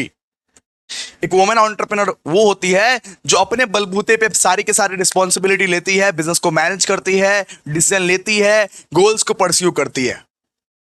ठीक है, so a women entrepreneur is a woman who starts and runs her own business. She takes on the responsibility of managing the business, making decisions and pursuing her goals, just like any other entrepreneur. Just like what? Just like any other entrepreneur. ठीक है, तो एक women entrepreneur वो होती है जो हमेशा एक बिजनेस को स्टार्ट करती है, रन करती है, और करेज दिखाती है। अगर लड़का कर सकता है तो हम भी कर सकते हैं, अगर लड़के कर सकते हैं तो हम भी कर सकते हैं, बात खत्म। ठीक है, ये नहीं आएगा, ये काट दीजिए। स्कोप ऑफ ये सब नहीं आता है। देखिए, अब हम लोग बात करेंगे प्रॉब्लम्स ऑफ वुमेन एंटरप्रेन्योर। एक वुमेन को क्या क्या प्रॉब्लम्स होता है, एक वुमेन को एक वुमेन एंटरप्रेन्योर को सोसाइटी में क्या क्या प्रॉब्लम्स को झेलना पड़ता है। सबसे पहले उन लोगों को फंडिंग नहीं मिलता, उन लोगों को फंडिंग नहीं मिलता। जो लोग भी फंडिंग देता है बोलता है अरे आप तो वुमेन हो, वुमेन तो घर संभालती है, वुमेन एंटरप्रेन्योर कैसे बन सकती है। तो उन लोगों को फंडिंग नहीं मिलता बेटा, फंडिंग नहीं मिलता, एक्सेस टू फंडिंग। इसके बाद उनको सोसाइटी बोलती है अरे ये तो लड़की है, ये क्या एंटरप्रेन्योर बनेगी। जेंडर स्टीरियोटाइप्स होता है, जेंडर स्टीरियोटाइप्स। ये तो लड़की है, ये क्या एंटरप्रेन्योर बनेगी, ये एंटरप्रेन्योर नहीं बन सकती, इसमें दम नहीं है एंटरप्रेन्योर बनने का। ठीक है, इसके बाद work life balance, work life balance. So balancing the demand of entrepreneurship with family responsibility can be challenging for women, leading of feeling of guilt or stress. तो एक वुमेन जो है अपना वर्क और अपना पर्सनल लाइफ को balance नहीं कर पाती है। एक वुमेन की जिंदगी में बहुत सारी परेशानियां आती है, बहुत सारी कठिनाइयां आती है। एक वुमेन अपना वर्क और अपना पर्सनल लाइफ को बैलेंस नहीं कर पाती है। इसके बाद एक वुमेन के जीवन में नेटवर्किंग एंड मेंटरशिप का बहुत अभाव होता है, वो कॉन्टैक्ट्स नहीं बना पाती है। एक एंटरप्रेन्योर को क्या चाहिए, एक एंटरप्रेन्योर को नेटवर्क्स बनाने होते हैं, कॉन्टैक्ट्स बनाने होते हैं। तो एक वुमेन को वो भी अभाव होता है, लिमिटेड एक्सेस होता है। वो किस किस के साथ कॉन्टैक्ट बनाएगी, तो कॉन्टैक्ट भी नहीं बना पाती है। Access to market, women entrepreneur में encounter barriers when trying to access new market और distribution channels। मतलब मान लीजिए वुमेन न्यू मार्केट में एंटर करना चाहता है, लेकिन फिर भी उसके जीवन में बहुत बाधाएं आती है। एक वुमेन के लाइफ में बहुत बाधाएं आती है, वो नया नया मार्केट में जा नहीं सकते, एक्सेस नहीं कर सकते। उनके पास लिमिटेड बिजनेस एक्सपांशन अपॉर्चुनिटीज रहता है, लिमिटेड बिजनेस एक्सपांशन अपॉर्चुनिटीज। ठीक है, लिमिटेड बिजनेस एक्सपांशन अपॉर्चुनिटी। इसके बाद लैक ऑफ रोल मॉडल, उनका जो रोल मॉडल रहता है, वुमेन का जो रोल मॉडल रहता है, कितना आप देखते हो वुमेन एंटरप्रेन्योर है। लैक ऑफ रोल मॉडल मतलब उनका जो रोल मॉडल रहता है वो भी बहुत कम रहता है। एक्सेस टू रिसोर्स, उनको उतना रिसोर्सेस नहीं मिल पाता, उतना training program, support services, professional network नहीं मिल पाता बेटा, नहीं मिल पाता। इसके बाद कभी कभी उनके साथ वर्क प्लेस में भी डिस्क्रिमिनेशन होता है, वर्क प्लेस में भी डिस्क्रिमिनेशन होता है कि तुम लड़की हो, हम तुमको हायर क्यों करें, अरे तुम वुमेन हो, हम तुमको हायर करें तो करें क्यों। और कोई उनका बात नहीं सुनता है, और उनका सेल्फ कॉन्फिडेंस भी हमेशा कम ही रहता है, क्योंकि एक वुमेन को बहुत ज्यादा सेल्फ कॉन्फिडेंस से जोड़ना पड़ता है, इसलिए उनका मतलब कि सेल्फ कॉन्फिडेंस भी बहुत कम रहता है। ठीक है, ठीक है, इसका रेमेडियल मेजर्स क्या है, किस तरीके से आप वुमेन लोगों को सपोर्ट कर सकते हो, किस तरीके से आप वुमेन लोगों को सपोर्ट कर सकते हो, किस तरीके से आप वुमेन लोगों को सपोर्ट कर सकते हो। सबसे पहले तो भैया प्रमोशनल हेल्प कर दो, प्रमोशनल हेल्प कर दो। प्रमोशनल हेल्प का मतलब क्या होता है, to formulate project in a proper form and also in drafting project report, getting concurrences from various authority of different purposes. तो डिफरेंट डिफरेंट अथॉरिटीज उनकी हेल्प करे, डिफरेंट डिफरेंट अथॉरिटीज उनकी प्रमोशनल हेल्प करे, एक तो वो हो गया। दूसरा भैया ट्रेनिंग प्रोवाइड करो उनको, ट्रेनिंग। एक वुमेन एंटरप्रेन्योर को सबसे ज्यादा रिक्वायरमेंट है ट्रेनिंग की, ट्रेनिंग प्रोवाइड करो। तो achievement of motivation and training in a particular industry are also being imported. इसके बाद selection of machinery and technology, उनको बेस्ट मशीनरी और बेस्ट वो टेक्नोलॉजी का असिस्टेंस दो। एक वुमेन एंटरप्रेन्योर को जाके बोलो कि आपको कौन सा मशीन खरीदना चाहिए, कौन सा टेक्नोलॉजी का इस्तेमाल करना चाहिए। एक वुमेन एंटरप्रेन्योर को इतना समझ नहीं रहता है कि कौन सा मशीनरी, कौन सा टेक्नोलॉजी उसके लिए बेहतर है। तो एक अच्छा मशीनरी, एक अच्छा, ठीक है। इसके बाद finance, bank and other institution agencies are adopting special schemes. So bank ना स्पेशल स्कीम निकाल रहा है, स्पेशल स्कीम के तहत वुमेन एंटरप्रेन्योर को इनकरेज कर रहा है। उस स्पेशल स्कीम के द्वारा वुमेन एंटरप्रेन्योर जो है उनको इनकरेज कर रहा है कि किसी भी तरीके से एक वुमेन एंटरप्रेन्योर आगे बढ़े, किसी भी तरीके से एक वुमेन एंटरप्रेन्योर आगे बढ़े। ठीक है, एंड मार्केटिंग एंड यहां पे हो गया ये मार्केटिंग असिस्टेंस। ठीक है, मार्केटिंग असिस्टेंस का मतलब क्या होता है, मार्केटिंग असिस्टेंस का मतलब होता है providing information related to the marketing condition, price level, competition and other things to women entrepreneur will greatly relieve them to much of torture.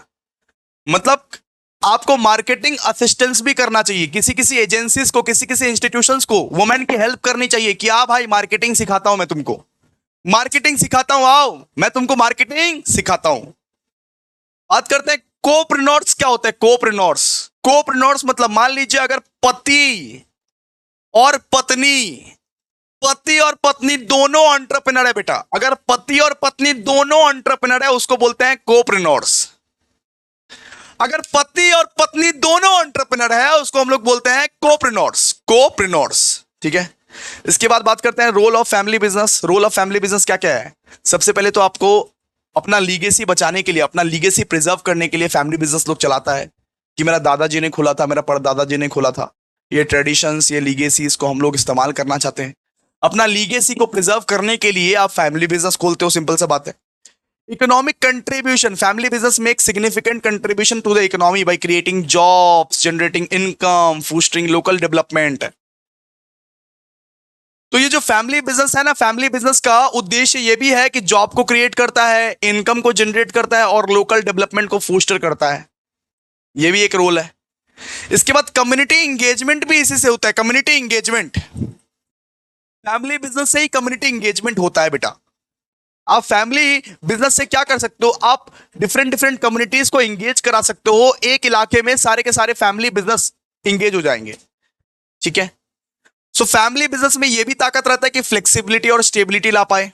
अगर मान लीजिए एनवायरनमेंट में कुछ चेंजेस आ रहा है, एनवायरनमेंट में कुछ चेंजेस आ रहा है, तो उस चेंजेस को अडेप्ट भी फैमिली बिजनेस के दौरान ही किया जाता है। एंटरप्रेन्योरशिप डेवलपमेंट भी कैसे होता है, फैमिली बिजनेस के द्वारा। एक फैमिली बिजनेस खुलता है, वहां पे इनोवेशन होता है। इस वजह से दोस्तों एंटरप्रेन्योरशिप डेवलपमेंट भी होता है। ठीक है, बात करते हैं इंपॉर्टेंस ऑफ एंटरप्रेन्योरशिप। बहुत ही ज्यादा इजी है, इतना लुक्खा क्वेश्चन। एंटरप्रेन्योरशिप का इंपॉर्टेंस क्या क्या है। एक तो भैया इकोनॉमिक ग्रोथ, एंटरप्रेन्योरशिप की वजह से क्या होता है, इकोनॉमिक ग्रोथ होता है। इकोनॉमिक ग्रोथ होता है, आपके देश का जीडीपी बढ़ेगा, इनोवेशन बढ़ेगा। ठीक है, एक होता है इनोवेशन तो entrepreneur introduce new ideas, product, services to the market, fostering innovation and addressing ultimate need and challenges in societies. तो एंटरप्रेन्योर इनोवेशन लाता है, एंटरप्रेन्योर की वजह से new ideas, new product, new services आता है। एंटरप्रेन्योर नया कुछ लाता है, इनोवेशन लाता है। इसके बाद एंटरप्रेन्योर की वजह से जॉब क्रिएट होता है, जॉब क्रिएशन, वेल्थ भी क्रिएट करता है एंटरप्रेन्योर। प्रॉब्लम्स को सॉल्व करता है। ये जो कस्टमर्स के अनमेट नीड्स, ये जो कंज्यूमर के अनमेट नीड्स है, उस अनमेट नीड्स को, प्रॉब्लम को सॉल्व करता है। ठीक है, ओके। बात करते हैं इसके बाद एंटरप्रेन्योरशिप की वजह से भैया वो डाइवर्सिटी आता है। हर एक रीजन्स में ग्रोथ एंड डेवलपमेंट होता है।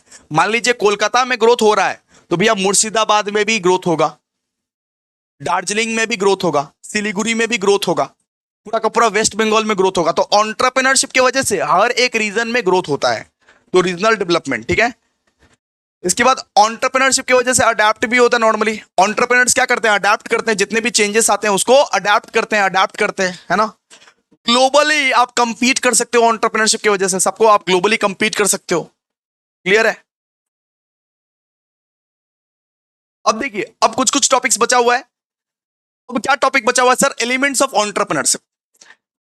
एंटरप्रेन्योरशिप का एलिमेंट्स क्या क्या है। एक तो भैया इनोवेशन है। एंटरप्रेन्योरशिप के अंदर क्या आता है, innovation, risk taking, opportunity recognition, resource management and persistence.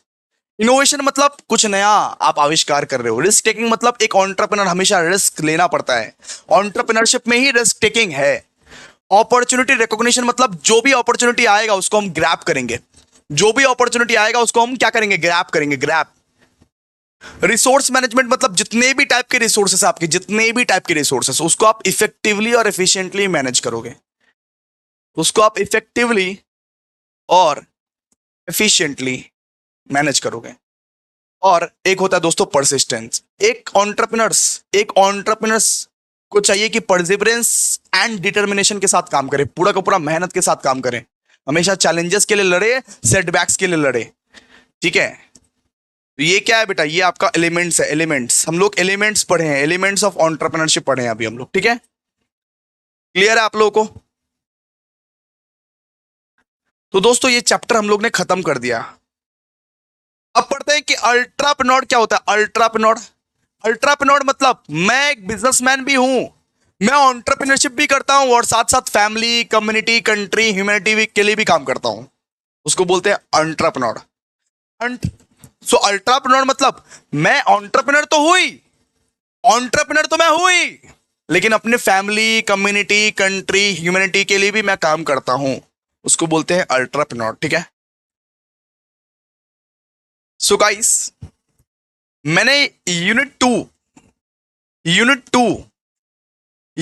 3 और यूनिट 4 जस्ट कुछ दिन पहले रिकॉर्ड किया है, इसी दिन के लिए कि इस दिन चाप ना बढ़े आप लोगों को, ठीक है? तो ये जो वीडियो है, ये वीडियो तुरंत के तुरंत अपलोड हो जाएगा, अभी के अभी अपलोड हो जाएगा। तो फटाफट से यूनिट 2, 3 और 4 को कंप्लीट कर लीजिएगा, ठीक है? तो हम लोग यूनिट नंबर 1 कर लिए और यूनिट 2, 3, 4 जल्दी से जल्दी कंप्लीट कर लीजिएगा। Thank you so much guys. और पूरा का पूरा ईडी हम लोग कंप्लीट कर लिए इसी वे में। Thank you so much. और सब के सब मैराथन को कंप्लीट करना। और लाइक टारगेट कितना है भाई? 2K लाइक, ठीक है? Like target 2000। Thank you so much guys. Unit 2, 3, 4 complete कर लीजिएगा। वीडियो अभी आ गया है, जस्ट अभी आ गया है, चेक करो। आ ही गया है, ठीक है? ये खत्म होगा, वो आएगा। Thank you so much.